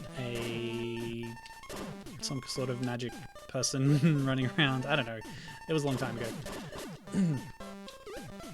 But it was a lot like this. But yeah, Pocky and Rocky, one of the more popular examples of the general genre. And the similarity has been noted with this one. It's a Pocky and Rocky clone, but after finding out that it's actually built on the same engine, yeah, that was really interesting to learn, and it made sense of it. Oh, I've got a shot upgrade, which is giving me an extra, homing shot? Oh, I've lost it. Okay, so this is I've just been reading about the Pocky and Rocky series because they've been publishing a series of articles on it on Hardcore Gaming 101, including the recent remake, which is more than a remake, I've just learned, and the sort of Wii and PlayStation 2 spiritual successor that was going to be a new installment, but they sort of cancelled the license but went ahead with the game anyway. That was called Snow Princess Sayuki, I think. Alright. So yeah, Pocky and Rocky, it's pretty cool. I was thinking about maybe playing one of them at some point on stream. In a lot of the games you can choose between the Shrine Maiden Sayo-chan and the Tanuki, Manuke. Just turning the volume down a slight bit, I think. Oh no, it was fine. It was fine before. Anyway, go on Expedition Brigade, enter Miganji Desert, however encounter to the raid of the half-monster person Army Corps. Originally sworn is keep us from heading on to Judgment Day Mountain. Range, break magic ring, have already sent the half-monster person Army Corps, come obstruct we. So the half-monster army is orcs, obviously. But yeah, this, like, it's maybe just from using the Pocky and Rocky with Becky engine, or Kiki Kakai Advance, but this just plays really well, much better than any of the other ones we played today, and there's a lesson for you. If you're going to make a junk bootleg, just rip off something good, but also put a new spin on it. Like, there were two games that I passed up playing today because they were nothing more than title screen hacks of an existing game, whereas this one has a lot of new and original content, which is a lot of fun. Although, having said that, I haven't played Kiki Kakai Advance. For all I know, all the enemies are directly taken from that game. But even if they were, the character sprites are really cute in this one. We've had new character sprites for all the games that I've played today. Well, except the last Syntax one, which ripped off character sprites from the official Lord of the Rings game, but in this particular case, they just look really charming. The little cartoony interpretations of the characters are really well done. And couple that with a competent engine, and you get something that is, you know, maybe not very faithful to the license, but ends up being fun to play and nice to look at. So yeah. Okay, you can kill those trees. I thought you probably would be able to, but I've wasted 2 lives already on this run, so I'm gonna try not to take any more damage and keep my power-ups. Mo Dao, the giant scorpion. Stupid of human, rely on your weak body. Just crazy idea to fight. We go to die. I love go to die as an expression. I think that's happened before in games that have a maybe not complete grasp of English language. How do I avoid that attack? So I'm rewinding a lot just so I can keep my power-ups. That's a mechanic in some of the games. You lose all your power-ups straight away from a hit. In this one, and I think in the Kikikakai Advance 2, you as well, you keep, or like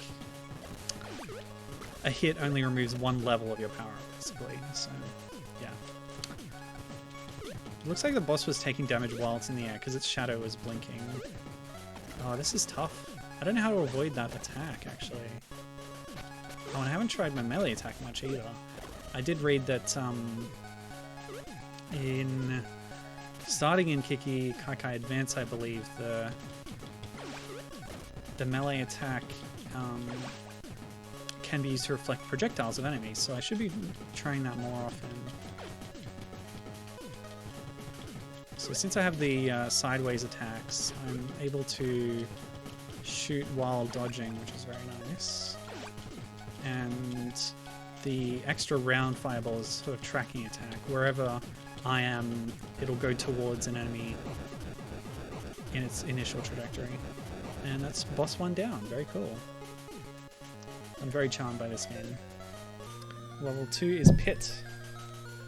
Round 2-1. A group of people arrives at the hometown of the dwarves, Hero Dint Moria, or Sap. The scenery encountered by Weak Look, apparently Moria or a Sap pit before have already taken place a big war. Indeed. This is no mine. It's a tomb.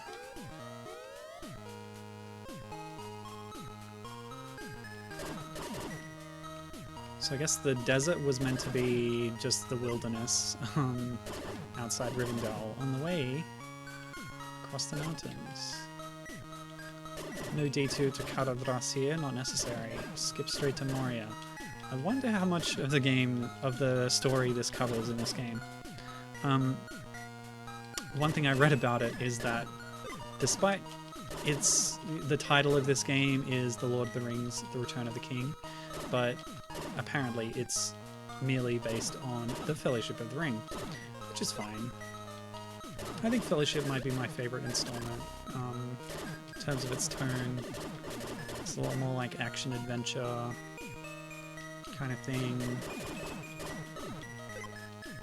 The big battles, as I've grown older, tend to bore me more in general.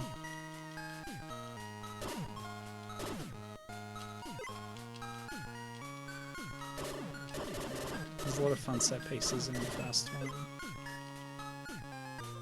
Okay, round 2-2. Ah, short level. Now, round 1-1 and 1-2 had very similar level layouts but new enemy arrangements. Wonder if that's going to be the case here again. I'm glad I grabbed that shield, by the way. That's going to protect me from a few hits, I assume. Letting me keep my upgraded fireball level. I'll have to try out some of the other characters too later. I've selected Gandalf to go through this one. Actually, now that I'm thinking about it, I should try them out and see if I like any other ones better. So I'm saving my state there. Restart. We'll see how the other ones play, get a quick look at them, feel for how their basic attack patterns work. Start with alias of the sprites.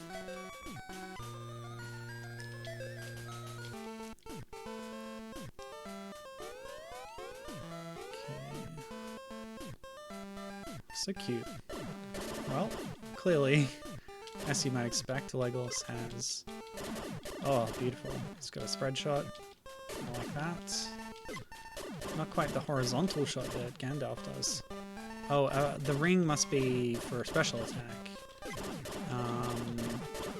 But you can also upgrade your normal attack by grabbing those swords. Whoops, Yep, well that's fine. I wanted to see what this looked like anyway. A rain of arrows from the sky. So it looks like the shot upgrade is the important difference between the different characters. So Legolas has the spread. Those crossbows look like the Wii Zapper for Link's crossbow training. The square bit in the middle looks like a Wii remote. Alright, well that's a general idea of Legolas. Let's check out Jolly of the Dwarves. Jolly.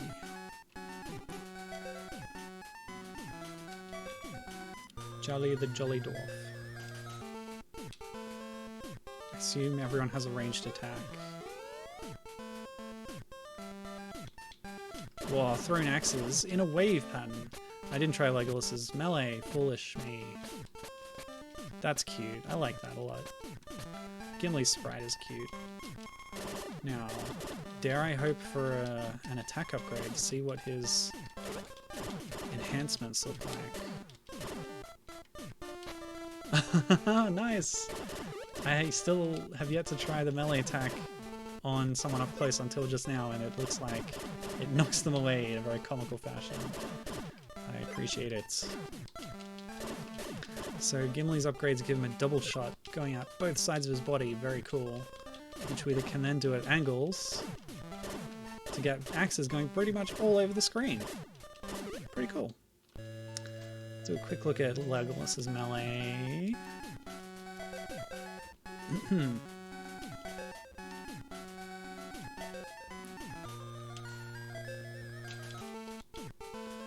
What does that look like?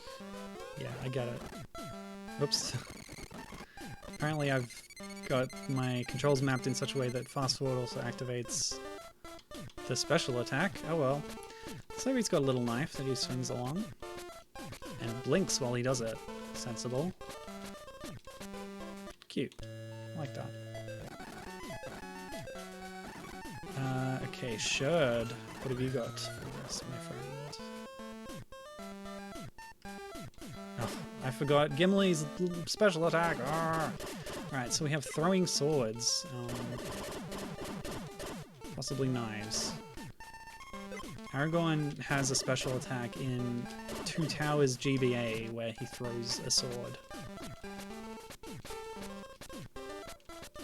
And I'm like, where is he keeping all these swords?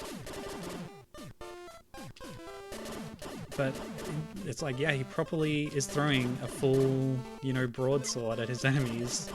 It's definitely not a knife. The way it looks in that game. Alright, so I just want to see what his upgrade looks like, and we'll try the special attack. Oh, look at that hunk. Whoa! Big waves. The enemies disappeared at some point during that. So it looks like melee is the best way to deal with those trees. They do a lot of spawning of other trees and like hard to avoid projectiles. If I can just get a weapon upgrade. Ow. Jerk. Everything's so cute in this game. The dragons, the flies. Hammer space, yeah. I guess so. Aragorn, if anybody has hammer space, it's Aragorn. Ah!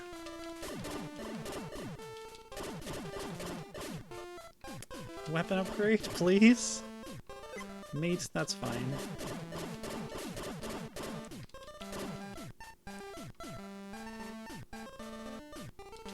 Ow. Jerk.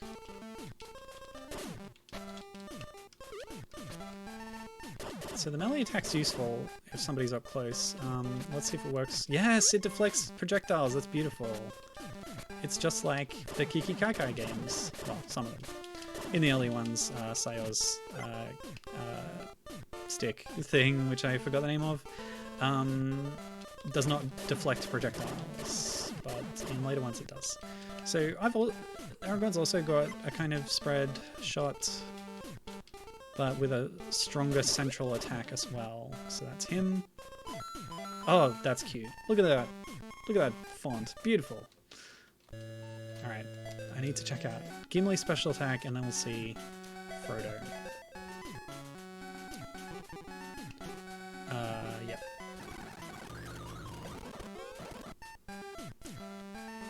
Get owned, buddy. Whoa, cool. These are way too long, but they're cute. Alright. It basically just kills all the enemies on screen. Yep. Frodo, buddy. Cute. The walking stick's a nice touch. He's got his cloak. We have smaller thrown daggers. Oh, already we've got enough pickup. So we've got omnidirectional daggers in this one. So what's his special? Whoa, cool.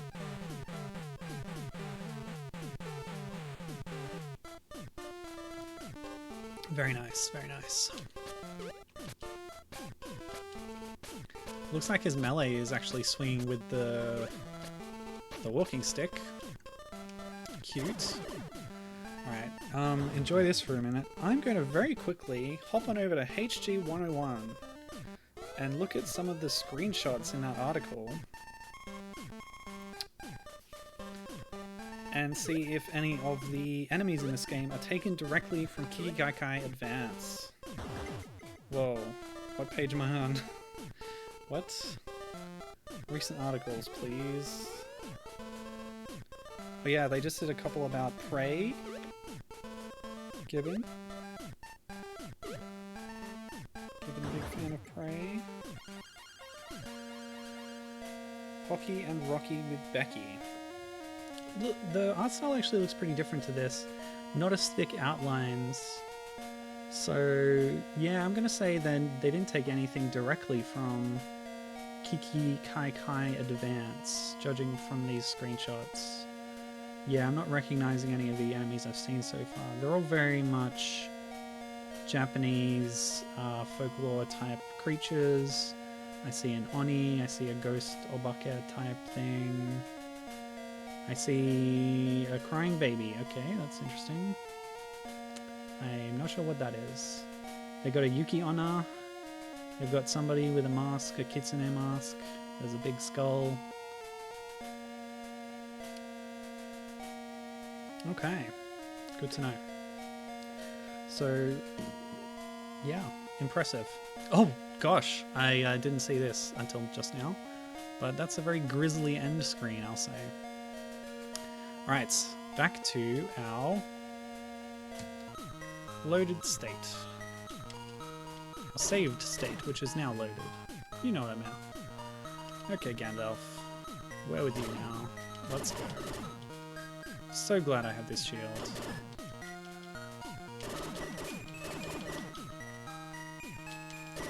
And yeah, actually, Gandalf's projectile spread is got to be one of my favorites. Get the side shots, which lets you hit people that are coming up on you from a different angle, and you've got the homing shot that can hit anyone on screen. Looks like I'm at the max level right now. That last pickup didn't seem to improve my shot power in any way. Okay, there was a big flying skull there, but it's not the same one that's in Pocky and Rocky with Becky. So yeah. I guess the enemies in this are original, unless they're ripped off from some other game, but they're also not really that Lord of the Rings-ish. Like, we got spiders here, yeah, okay. But what is this? A mummy? I guess? Sure, you get barrow wights. Are they kind of like mummies? Maybe. What's this? Patra? Let's go on Lord of the Rings lookout. Okay, a wall that blocks you. It's like Moria, the entrance to Moria, right? Sure. Okay, boss time. Whoa, cool. Flames her. Burn, burn to the ground. Burnable, almost exhausted. Ha. Okay, cool. That's good to know, buddy. Oh no, the burnable. Oh, looks like I've managed to avoid it. Oh. Cool, cool, cool. So I took a few too many hits there. At some point I lost my shield. But luckily the attack patterns here are a bit more avoidable. Alright. Nice expression on that dragon. Cool stuff. Ooh, a village. Nice. What have you got to say about this game?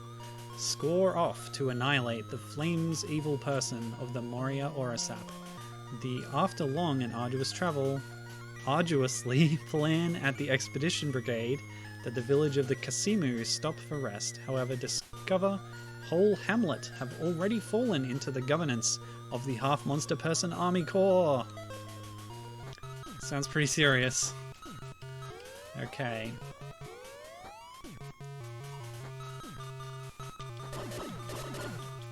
Whoa. Skeleton with snake body and flaming wings. That's pretty rad.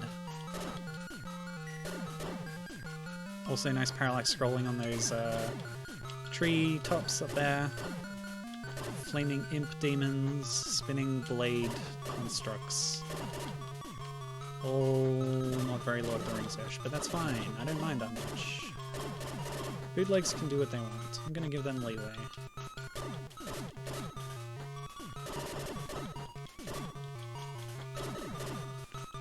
They're not beholden to New Line Cinema licensing agreements. What's this one do? Oh, that's the shield. Great. That's just what I wanted. Since it ran out earlier.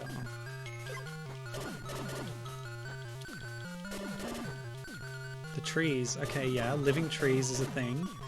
They're generally friendly in Lord of the Rings.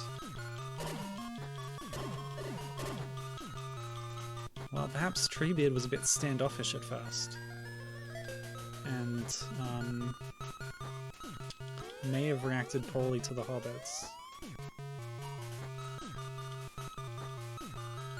These tree enemies are more like the Huons, which are the trees that have just begun to awaken.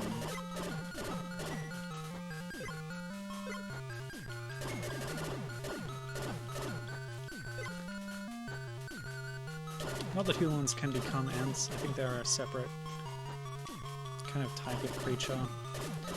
Ents are actually older than elves. They were created first in terms of the Song of Iluvatar by another Maya before the plan of the Children of Iluvatar came about. The Ents and the Eagles were first suggested by, I forget her name. I said Maya, but it was a Valar, of course.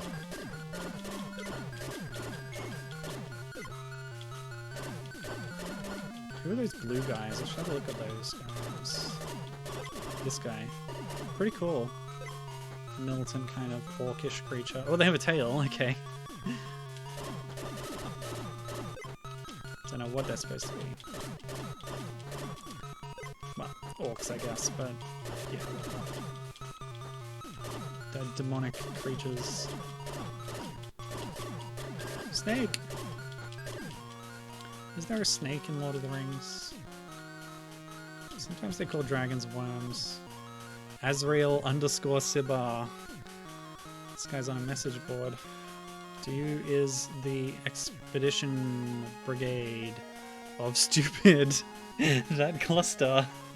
The Expedition Brigade of Stupid. Oh, what a taunt. That's a sick burn on the Fellowship there. Have my Sibar out here. Next year of this time will be your date of the death. He's not going to kill me for a whole year? Like an entire year? I guess, is that a threatening of torture. He's going to torture me for a year and then kill me. I don't know, but this guy looks very Nazgul-ish, which is a good touch. Very large Nazgul. Oops. He'll soon become a wraith like them. I'm going to say that to my enemies. The date of your death, what was it? The date in 1 year will be your death. I don't know. I'll have to go back and review that before I threaten anybody next time, but I don't really make a habit of it, so I think it's okay if I forget. Yeah, I very rarely threaten to kill anybody, you know. Hydro Road. Oh, okay, Gibbon thinks that they were saying that this time next year will be the anniversary of your death. That makes a lot more sense. Okay, I'll accept that. Okay, the success scores of the Expedition Brigade of the Azrael server. Choose to head on to the Judgment Day mountain range, already utterly exhausted. Expedition Brigade with the Water Road, the place ahead, have still what is waiting for they. So I guess that village was supposed to be a LotR. Oh, raft! That's cool. This is something I did read on the bootleg game wiki. The original, one of the original Kiki Kai Kai games had a raft stage, but the advanced version did not. So that's actually something that this bootleg has over the official game that it's purportedly using the engine of, is having this kind of raft-based stage. So very cute, very cool. Appreciate that. It's a crab. That's great. I've roasted it. I'm sorry. I'm going to leave this one alive to live a happy life as long as I can avoid its attacks. Okay. Oh no, I had to kill the starfish. Sorry, Gibbon. I killed the crab. Gibbon's been very excited just recently about what's it called? The crab game with the crab, the Dark Souls, but a crab. I don't remember. I apologize. It's about a crab. Anyway, it looks pretty cool. Very cute. And she was wondering if there's any other games where you play as a crab. I do have one for you that I thought of. And it's Super BC Kid, part of the venerable PC Genjin or Bonk series. At one point, you're a little caveman boy with a big head. You get crushed by this rock thing, and that turns you into a crab for some reason. So BC Kid has all these different transformations in different stages. But yeah, you can become a crab in that game. And even later on, you can become a universal cosmic crab that flies through space. So I think that's a really cool game, and it's one I'm definitely going to stream. Not anytime soon, because I also want to play every other Bonk game, and I've just got too much on my plate right now for that. But yeah, it's something that I have had in mind for a long time, is playing through all that series. There's a lot of them though. Anyway, maybe my next birthday, which is almost a year away, which will be the anniversary of my death, I can revisit Super BC Kid. That's something I've always thought of doing, because it's a game that you play through in one sitting. There's no saves or passwords or anything, so I might have to practice, but it's definitely doable to do it in one of my length streams and get through the whole game. Okay, Gibbon has informed me that the name of the upcoming game is Another Crab's Treasure, which is kind of a reference to this mechanic in the game where you can take shells off other crabs and then wear them for yourself, hermit crab style. So one crab's trash shell is another crab's treasure. Notice how the fireballs are passing behind the scenery here in the background. Yeah, that's just cool. Don't know what that green guy is. Is that Golem? He throws bombs and has a spear. And he's dead. I'm trying not to take any hits at all, because I am just that cheesy. But yeah, nice backgrounds here. Very cool. I think this game's extremely pretty. I'm very happy with this. I'm happy to have spent as much time on it as I have. Even if we go a bit long today, I'm going to finish this game. I'm going to get through the whole thing. That's my promise. It's much more worthy of it than any of the other Lord of the Rings bootlegs I played today, that's for sure. This one's excellent, exemplary. I need to look into this developer's other games. Of course, we already played one of them. Which developer was this again? Vast Fame. Yeah, okay, so they did the Getsu Fuuma Den style Devil Island game, which is more on the quality level of average that I would expect from bootlegs, i.e. quite poor. This one's not like that at all, but I should see some of their other GBA era work and see if that's any better.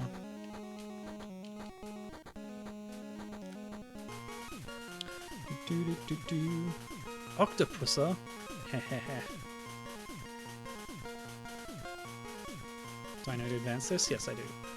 You are... Okay. Let's wait until this all comes out.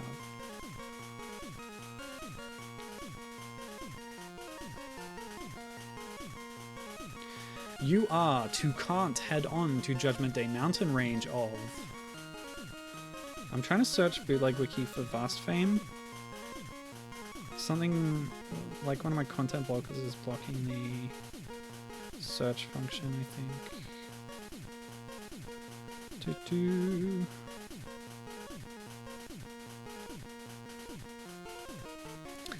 Right, because of you want to die here! By the way, if you hold down the attack button, it will continually attack. Also, I'm managing to avoid getting hit somehow.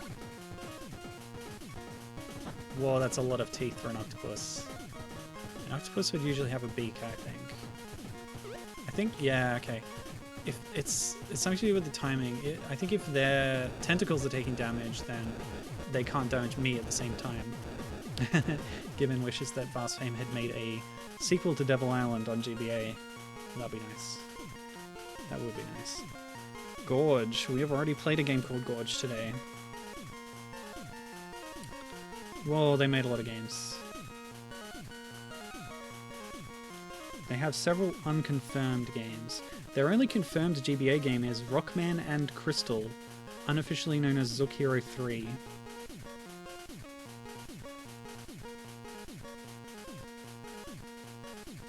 Which, despite the Battle Network title, seems to be a side-scroller.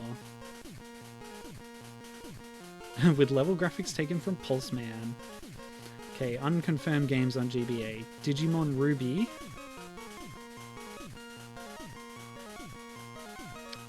Which is an RPG. And Jue Jean Sanguo,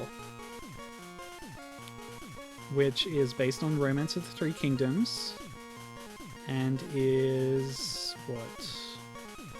A tactical role-playing game. Okay. So, not so much on the action games on GBA. But yeah, several Digimon games on GBC. And some of those were hacked into unofficial Pokemon games. Okay. Gibbon is noting that Digimon Ruby reuses some assets from Devil Island. Oh, should it be added to the Getsu Fuuma Den wiki, perhaps? Alright. For breaking extremely evil source Magic Ring, go on Expedition Brigade. A group of people arrive at the everyone heard it extremely frightened of the Veil of the Mist. Oh, they've actually translated Emin Mural. I believe that's what it means. Maybe not. Emin means mountain range or something. Actually, forget I said anything. Actually, a deep place in the Veil of the Mist to have what the crisis is waiting for. Go on Expedition Brigade? ? Who knows what that was trying to say, but here we are in Emin Mural, having ditched our boats. It's going to be some urukai and also giant bugs. Looks like at some point... Oh no, I still have full power shot. Do not have a shield as of yet, but what is that, a Tengu? That's cool. You would expect a Tengu in Kiki Kai Kai games. Looks like the level below full power can do 2 homing shots at once. Oh no, now it's only... Oh, I don't know, whatever. Whatever. It's a video game. Oh, Nazgul! Beautiful. Blow them up with your massive fireballs. I don't know, these guys, they're Tengu-ish. Maybe not completely. Shield refresh? Sure. Aha, shot power. Back to full. Haven't used a special in a while. Haven't really needed it. They clear the screen, but with my shot power being so high, doesn't feel that necessary. Is that Aragorn attacking an Urukai? It's a bit heavily dithered. Oh wait, new plot. The Veil of the Mist has already were surrounded by half monster person army corps Get. However, a magic ring go an Expedition Brigade meeting because of these resistances. However, stagnation not way. Great. I'm in land.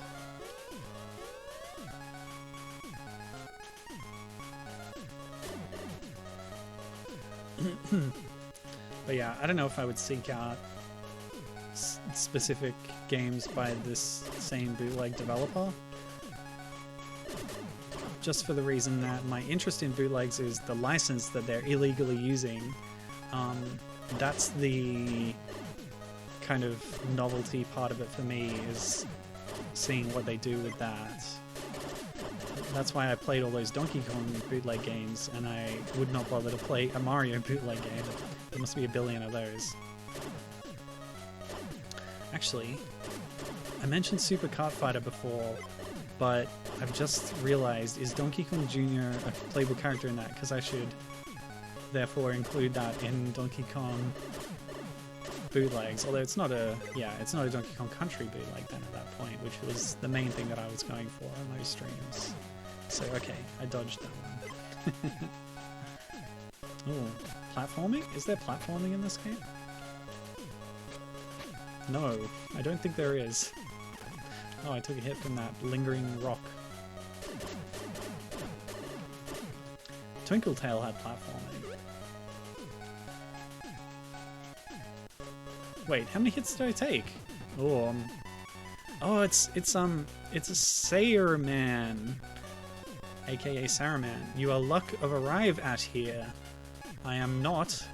Is should is your courage. Kindness speak favorably. You one time. Is that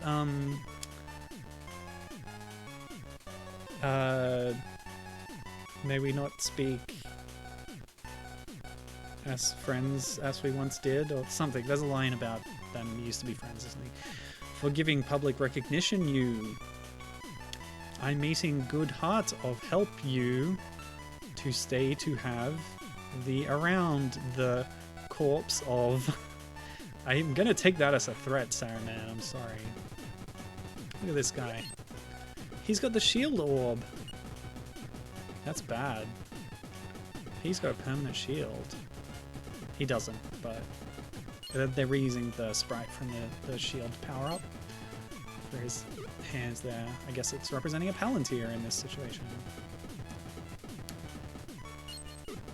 Oh, so close. Come on. Come on.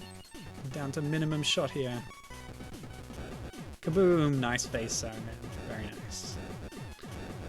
I dig it.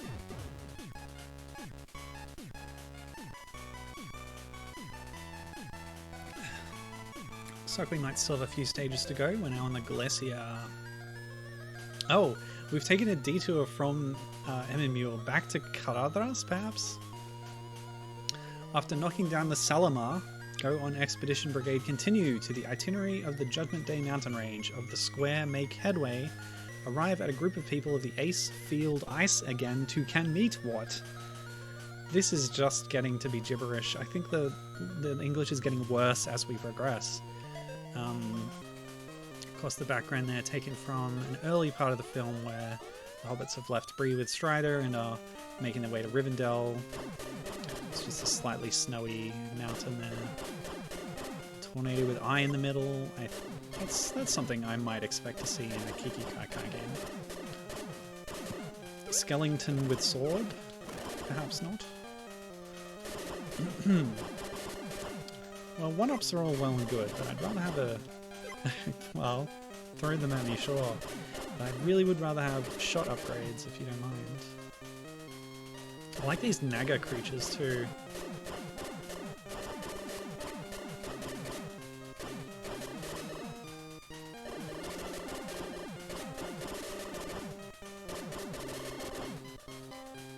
What's this, a branching path? I don't think so.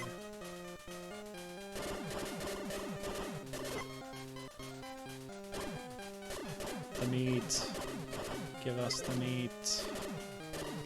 Well, my health's back up, but I still need to recover my shot power. Whoops. Oh, there's one. Gimme, gimme, gimme. Yeah.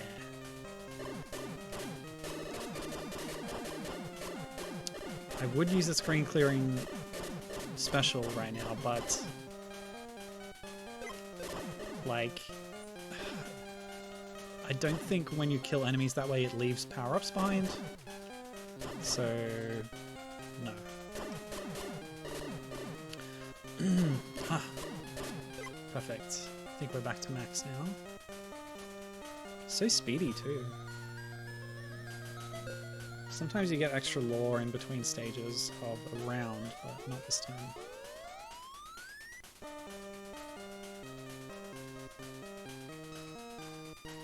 Huh. Do you just get an alternate stage if you go to the right? Or is there nothing here? Nope, there's something.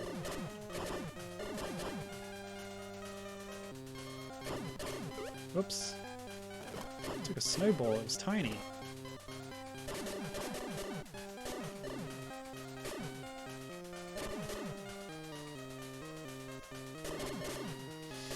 I've discovered the secret of holding down the attack button and then you don't have to tap it all the time. It's been life-altering, I'll tell you what.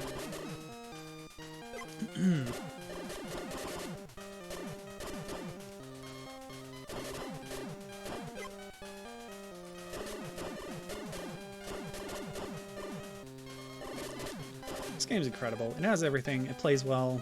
It's got charming sprites. A lot of unique stuff.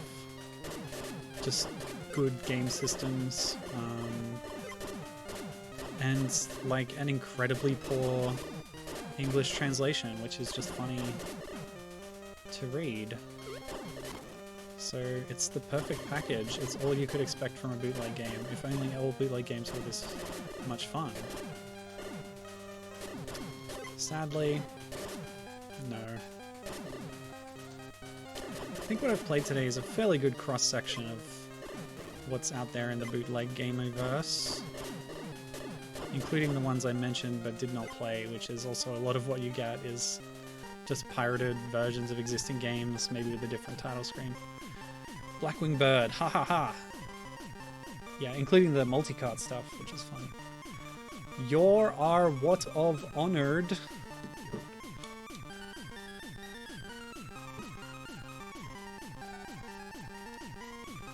Can be torn to pieces by my steel claw body. Kindness and joy will soon ruin human life. Ah! I don't want ruined human life. Whoa. It's funny how some of the bosses are, well, Saruman or some kind of attempt at a Nazgul. Some of them are just like Birdman with giant pecs. You know what? It could be a bird lady. Yeah, anyway. Route. The next stage is a route. Just checking my notes to see if there's any other bootleg games. I did not have any other notes on Lord of the Rings bootlegs that exist. The success leaves the Black Pinner evil barbule of Ace Field Ice after assaulting.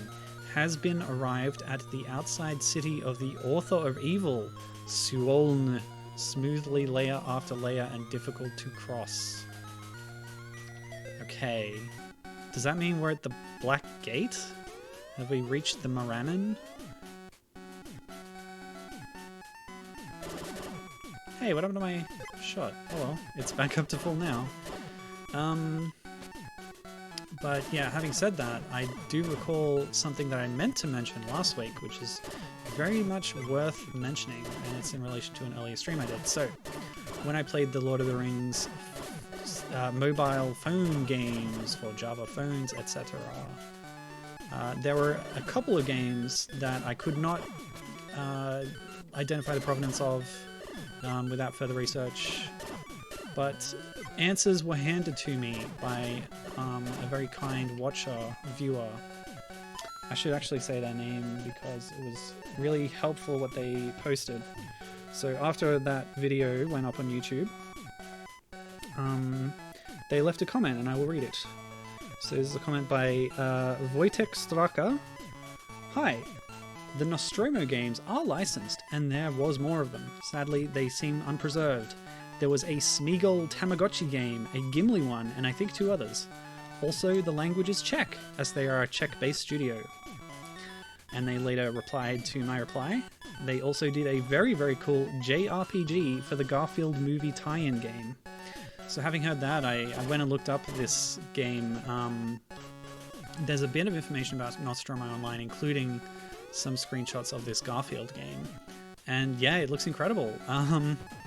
They did a full JRPG based on one of those weird Garfield live-action movies with the guy, you know the guy? Yeah, that guy. Whoa, boy, sorry about that. Just gonna save state there, because I don't know how to fight this thing. Bill Murray. Bill Murray voiced Garfield in at least one movie. Is who I was thinking of. What is going on here? Let's try melee attacks. Nope. Oh, I know. Load state. I will try reflecting the projectiles back with my melee. Yeah, so that was really good to learn about Nostromo. Based in the Czech Republic, or Czechia, as it's known, I guess, informally. When did Czechoslovakia break up? I was going to look that up, but I didn't. Anyway, yeah, just really cool to learn about these more obscure companies. Like, their games were a bit odd. They didn't feel like a great application of the license the way that whatchamacallits did. What was that other company? Jamdat was the other company whose games I mostly played in that stream. But yeah, it was great to learn about this other company doing cool experimental stuff. And they were actually official, made for, you know, European, Eastern European type markets. I don't know what's going on here. So I'm hitting these. I don't think it's doing anything. Ugh. Special attack? Big. It's not even letting me do my screen clearing attack. I guess you can't do it against bosses? Is this even a boss? I don't know what's happening. Trying to hit it in the head directly. Maybe the tail? I think Moldorm, Link to the Past. No?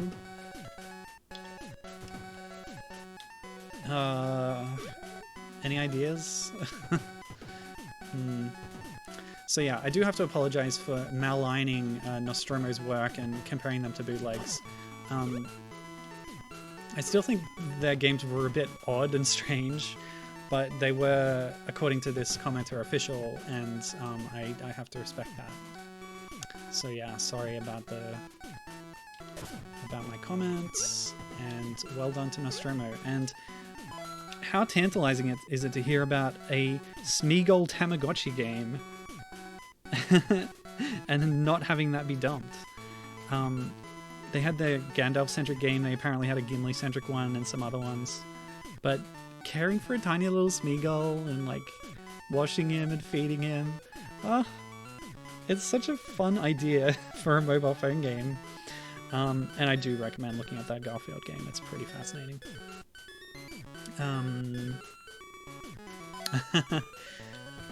I can't use my super. It's not letting me. I'm pressing the shoulder buttons right now and nothing's happening. It is unable to be used on this screen. Yeah.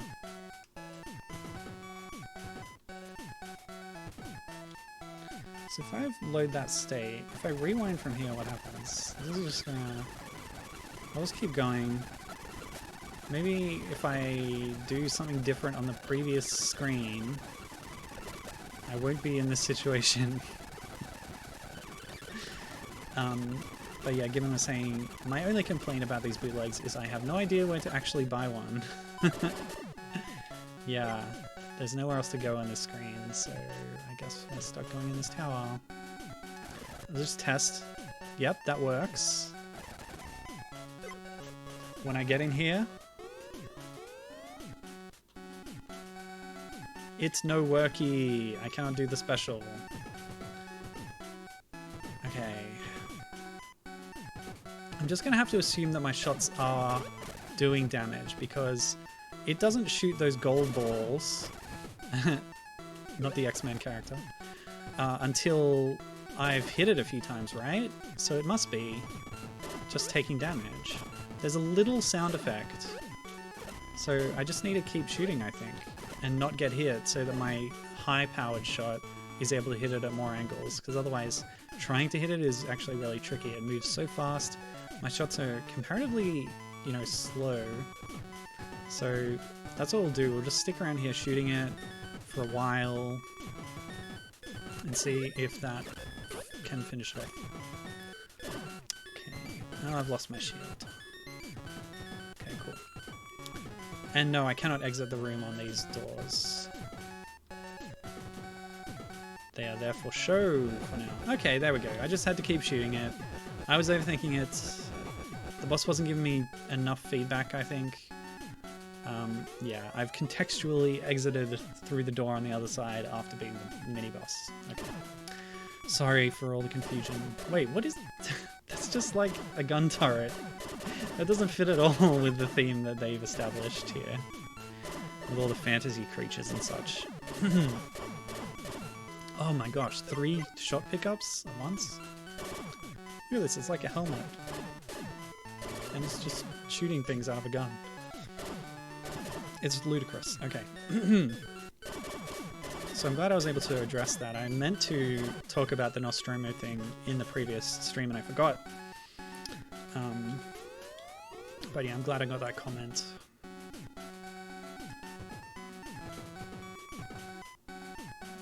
It makes me want to check for those other games. Because they may not be in Carvey Break, but I have other sources for mobile games that I could check. Yeah, so that explosion does damage. It took away my shield. I just need to avoid those better. Better than that, better than that, better than that. Oh! He moves so fast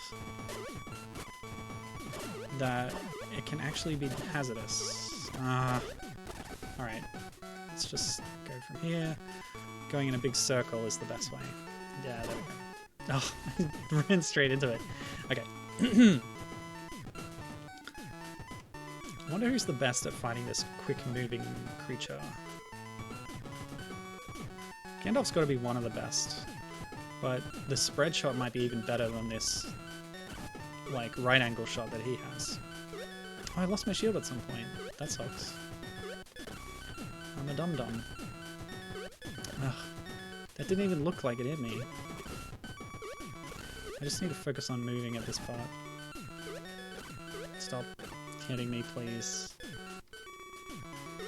Ah!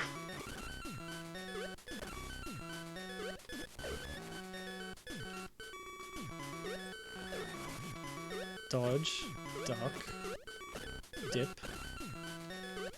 dive. Sometimes I don't even understand what is hitting me. Sometimes the hitboxes are a little off. Alright, we're good. Woof. Sorry about all that. Oh, it was so few shots from death. Okay. So I guess it's a good time during a bootleg stream to address that in a previous stream. What I thought were bootlegs were not.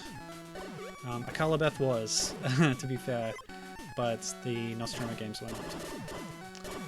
Alright.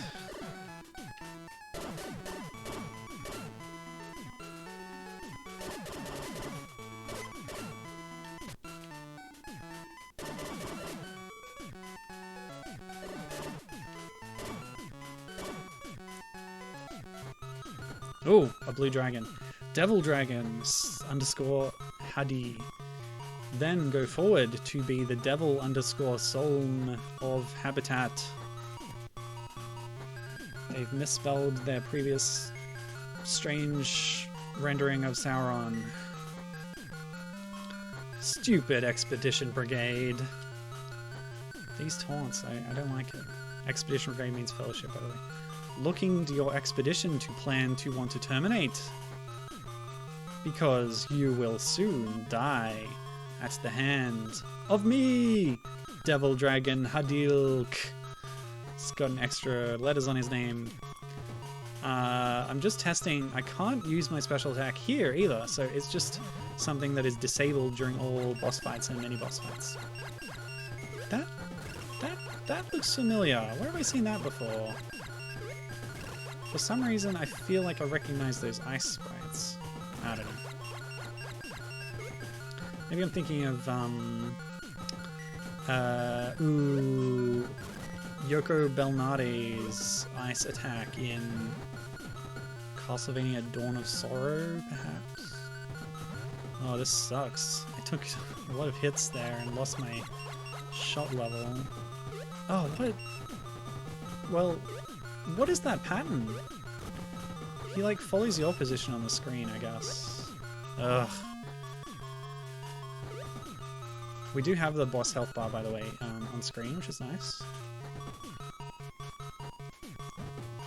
Okay. So, I just tried something there, which is standing at a diagonal. You only stay at a diagonal while you're holding the diagonal inputs, which means you're also moving. So you can fire diagonally, but only while moving. If you go diagonal and then start shooting, you change to be on a flat plane of some sort. Go away. This is going badly. Oh, I managed to stay on a plane. How did that happen? That's all I ever wanted. Okay.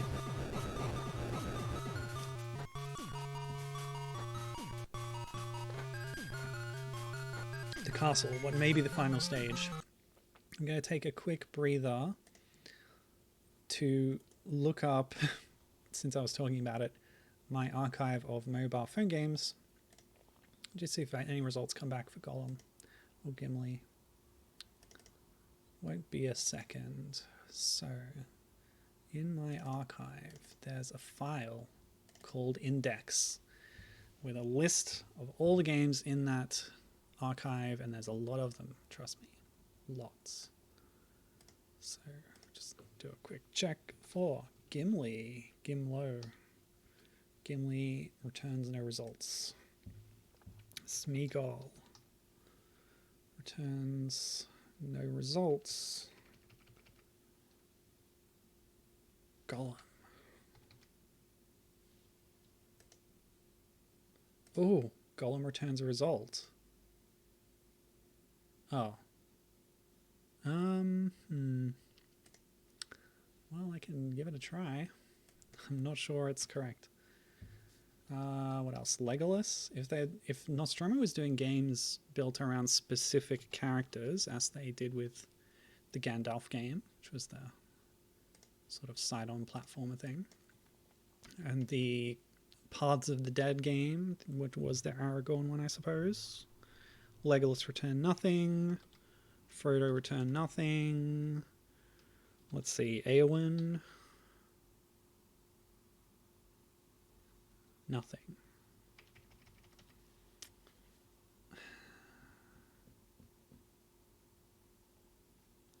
Okay, that'll do. Done my searches. Let's finish this, then I'll try that Golem game and see what happens. But hey, a possible entry. The Expedition Brigade, a group of people that after long and arduous travels arduously, arrive at the located of the Swoln finally. The actuallying a group of people can succeed and score off the careerism that the author of Evil Swoln conquer the world and hope. Okay, I guess we're in Barad-dûr. That was quick. Just had to go that other way past the dragons and stuff. Silly Expedition Brigade. Rather stupid Expedition Brigade. As so many bosses have told me already. Go away. It feels really good to whack projectiles away. It's a good thing they're slow moving. These ones are anyway. So now we just need to build up our shot power again before we get to Evil Swoln.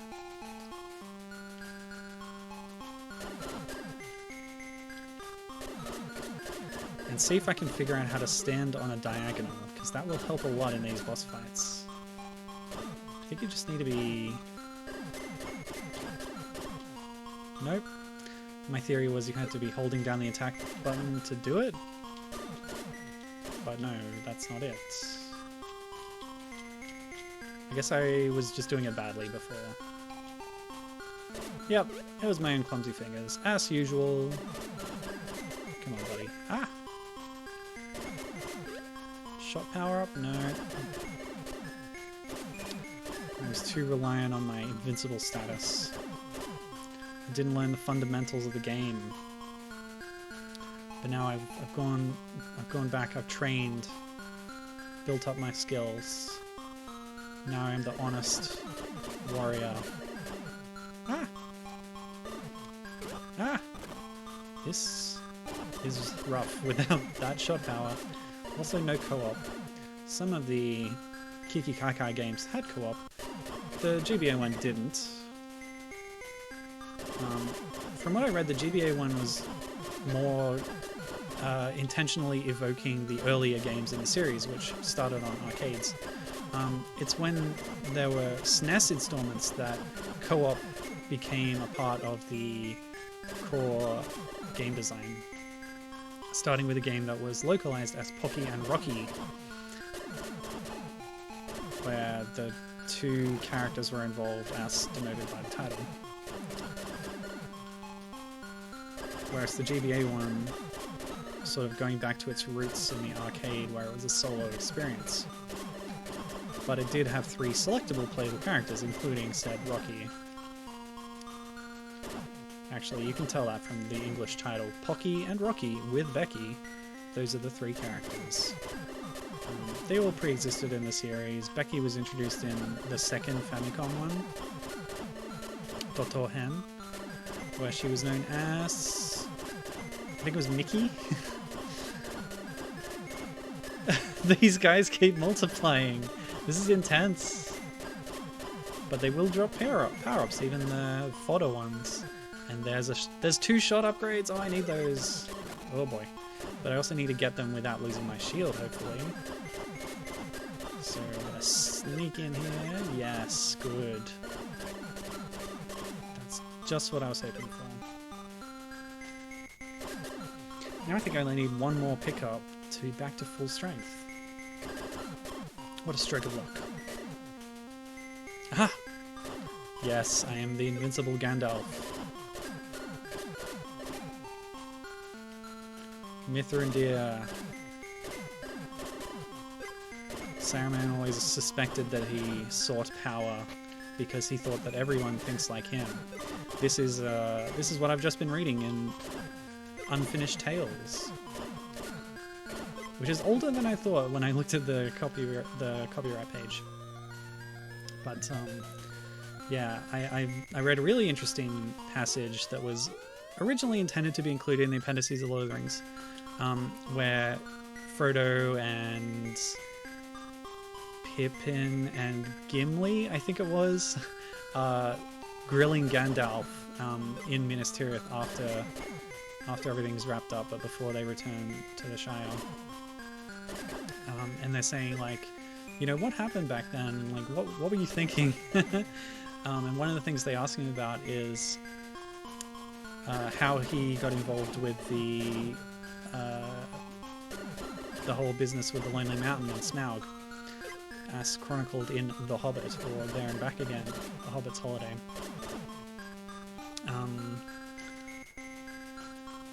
What was that title invented for the movie? I forget.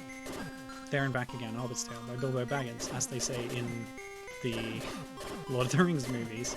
Anyway, yeah, so he's talking about meeting Thorin by chance and like deciding that a good way to deal with the necromancer at Dol Guldur would be a parallel assault where somebody else is dealing with Smaug in case they link up while the White Council attacks Dol Guldur, and how he had to convince Thorin to give Bilbo a chance and how difficult that was, and how the story being told from Bilbo's perspective is quite different from what it might have been from somebody else's on what Thorin thought about the whole thing. Yeah, so that was fascinating. And then the next story after that is about Saruman, his motives, his movements, what he was doing, what the Nazgul were doing, what Wormtongue was doing at that time. And there are a few different revisions of the story, so he hadn't quite made up his mind. But Christopher Tolkien sort of puts them together and gives you alternative versions. Yeah, but it gives you a lot of insight into the internal thought processes of Saruman and his relationship to Gandalf. He mocked Gandalf for his use of the halfling's leaf, but then secretly started smoking it himself, but he didn't want anybody to know, so he like secretly imported it from the Shire. But Gandalf knew the whole time and he didn't care that Saruman was smoking this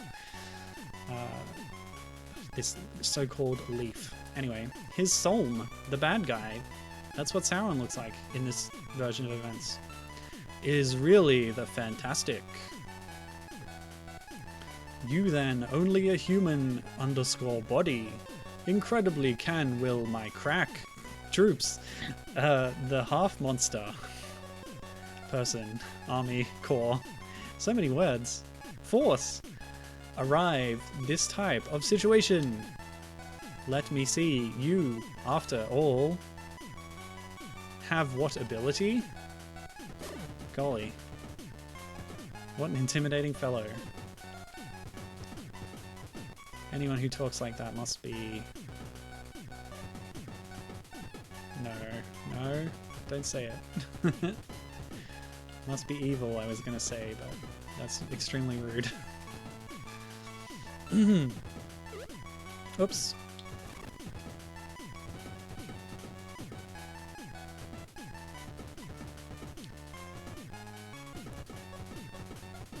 I think the most evil was the Nazgul, who said it would be the anniversary of my death day a year from now. Well, I guess that's it. The Queer Street, all sorts of hardship, scores off the author Evil Swoln finally. Go on expedition the mission of the Brigade, however, and still don't end. Extremely evil magic ring and still don't take to Judgment Day mountain range. Is it completeness break? Because of swoln as of old, can were given by the magic of the magic ring to awaken. For the sake of the peace of the world, go on Expedition Brigade, then again, beginning head on to the itinerary of the Judgment Day mountain range. Oof. To be continued. Wow. What a mouthful that was. And yes, that is the end. Back at the intro of the game. Whoa. Again, very impressed with this one. Very pleased with it. I'll leave the title screen running while I quickly launch my mobile phone emulator of choice. Oh, that's right. It pauses if it's in the background. And I'll just try and open that that game I found in my files. Where's my... why is this... Okay. Here we go. Start. Oh! Error. Big error. Do I have an alternative? I'll try this. I have a couple of different mobile phone emulator type things. Let's check it out. And it crashes. Nope, it's here. Is this again a Golem game? It is! Oh my gosh, I gotta capture this. Okay, hold on a sec. This one. There was a brief splash screen. I should try and capture that on stream. Okay. So it is Russian. We briefly saw Gollum. There it is. I wasn't sure about it because the title of the file is Glum. But I guess that's just a different rendering of that sound, you know. Might have been translated to Russian and back or something. All right, now we need to try and figure out which one of these is go. Probably the first one. Enter. Okay, I've pressed enter. Gollum. It's a tombstone. I guess he died. So this must be the Tamagotchi one. It must be running off the internal clock, which was set to some ridiculous value. So it sort of auto put him in a state where he had passed away, sadly. I can't read this, so I don't know what it says. I could try Google Translate Lens, I suppose. Tell it to look for Russian. It looks like Cyrillic, so I'm going to assume it's Russian. Language. Actions. Back. Okay, so this one should select? No? It's locked me out. Well, I kind of found the Golem game. That's cool. It's just not accepting my inputs anymore. Okay, I'll load the game again. There's got to be something in here about the clock and settings that I can change. I'll see what these other things do. Okay, so I could do this. Well, here, Google Lens, tell me what this says. The new game will reset the age of the hero. This is the information page.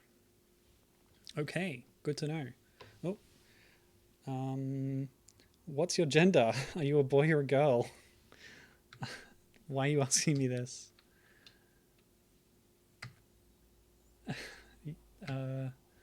Okay. Oh, here we go. It works. So I assume this is the Gollum Tamagotchi game that I was told about by our good friend Wojtek Strucker. Let's figure out the controls. Oh boy. Okay, this says actions: give fish, give bread, pat, bump, show ring, to tie, rest, and back. So I assume to tie means tie him up, maybe with elvish rope if he's misbehaving. We could give him a fish. I'd love to give him a fish. Our only wish is to catch a fish. No reaction. We got poker face Gollum here. Tell us what you want. The give fish option has disappeared, but I can now give bread. Oh, he's reacting. Does he like it? Alone with bread, you will not. There was some text that's shown up on the screen, I guess. Okay. What shall we do? Pat, you've been a good boy, Smeagol. Oh, he's happy. Thank you, host. Thank you, owner. So some text just flashes up. My Google Translate Lens is able to catch it. I can't help but show him the ring and see how he reacts. Ooh, ring, he says. This is so cool. This is coming up okay on the stream? Yeah, it looks fine. Okay. Let's see. Pat, did I do that already? He's happy. Thank you, owner. I'm sure owner is a mistranslation. Let's try some other ones just to see what happens. We'll try different things. I'm going to bump him, which I assume is the discipline command. If he's naughty, it's like smack him on something. Bump. Aw, poor guy. He says it hurts. It hurts. I'm sorry, Gollum. I'm sorry. Here's some bread. I've run out of fish, but here's some bread. He says, give me another. Okay, I will. Now he says, alone full of bread you will not, which I assume means that he's had enough bread. What else can I do? I can tie him up. I'll do it. He says, rope, tolerable worse if lashes. This is a real English stream today. Thanks, Google. So he doesn't like the rope, poor guy. My options now are untie and back. Let's untie him. He says, save. Oh, he says, thank you. Sometimes it takes a bit of time to catch up to all the words that are in the phrase. Happy little golem. Man, this is great. What else can we do? Rest. What does that do? He says, oh, I didn't catch the text before it disappeared, but he's gone off to sleep. Very low res background there. What a strange idea. I like the rope graphic that they drew in. So I've brought him back. What does that say? It just says back. Actions back. I guess you tell him to rest if you need to do something else. I don't know if this would run in the background on your phone when you're not actively playing it. Because if it is running off the internal clock, it would. But there's like Game Boy Tamagotchi games that I think only run while the Game Boy's turned on. I can't get him to come back, so this might be the end of this particular game, but I'm glad I was able to find that one and try it out and include it at the end here. Again, this is, according to the information I've received, not a bootleg. It was made by Nostromo of Czechia. Yeah, the Golem caring game. Gotta take care of your Golem. To be fair, he seemed like Smeagol much of that time, judging by his facial expression. All right, that was good. I had a lot of fun with this series of Lord of the Rings streams, and I hope you've enjoyed watching it too. That's the end of the Lord of the Rings coverage for this stream series. I said before that I wanted to do mermaid games before May was over. I don't think I'll do that unless I do an extra bonus stream. We'll see if that pans out. But if not, I can do it late. That's never stopped me before missing a timed event, because I had some things in mind to do for it, so I might as well play them. And who cares what time it is, because you can watch the VODs at any time. Anyway, yes. Don't think I have anything else to say, so thanks very much for watching, and I hope you have a good one until I see you again. Ta-ta.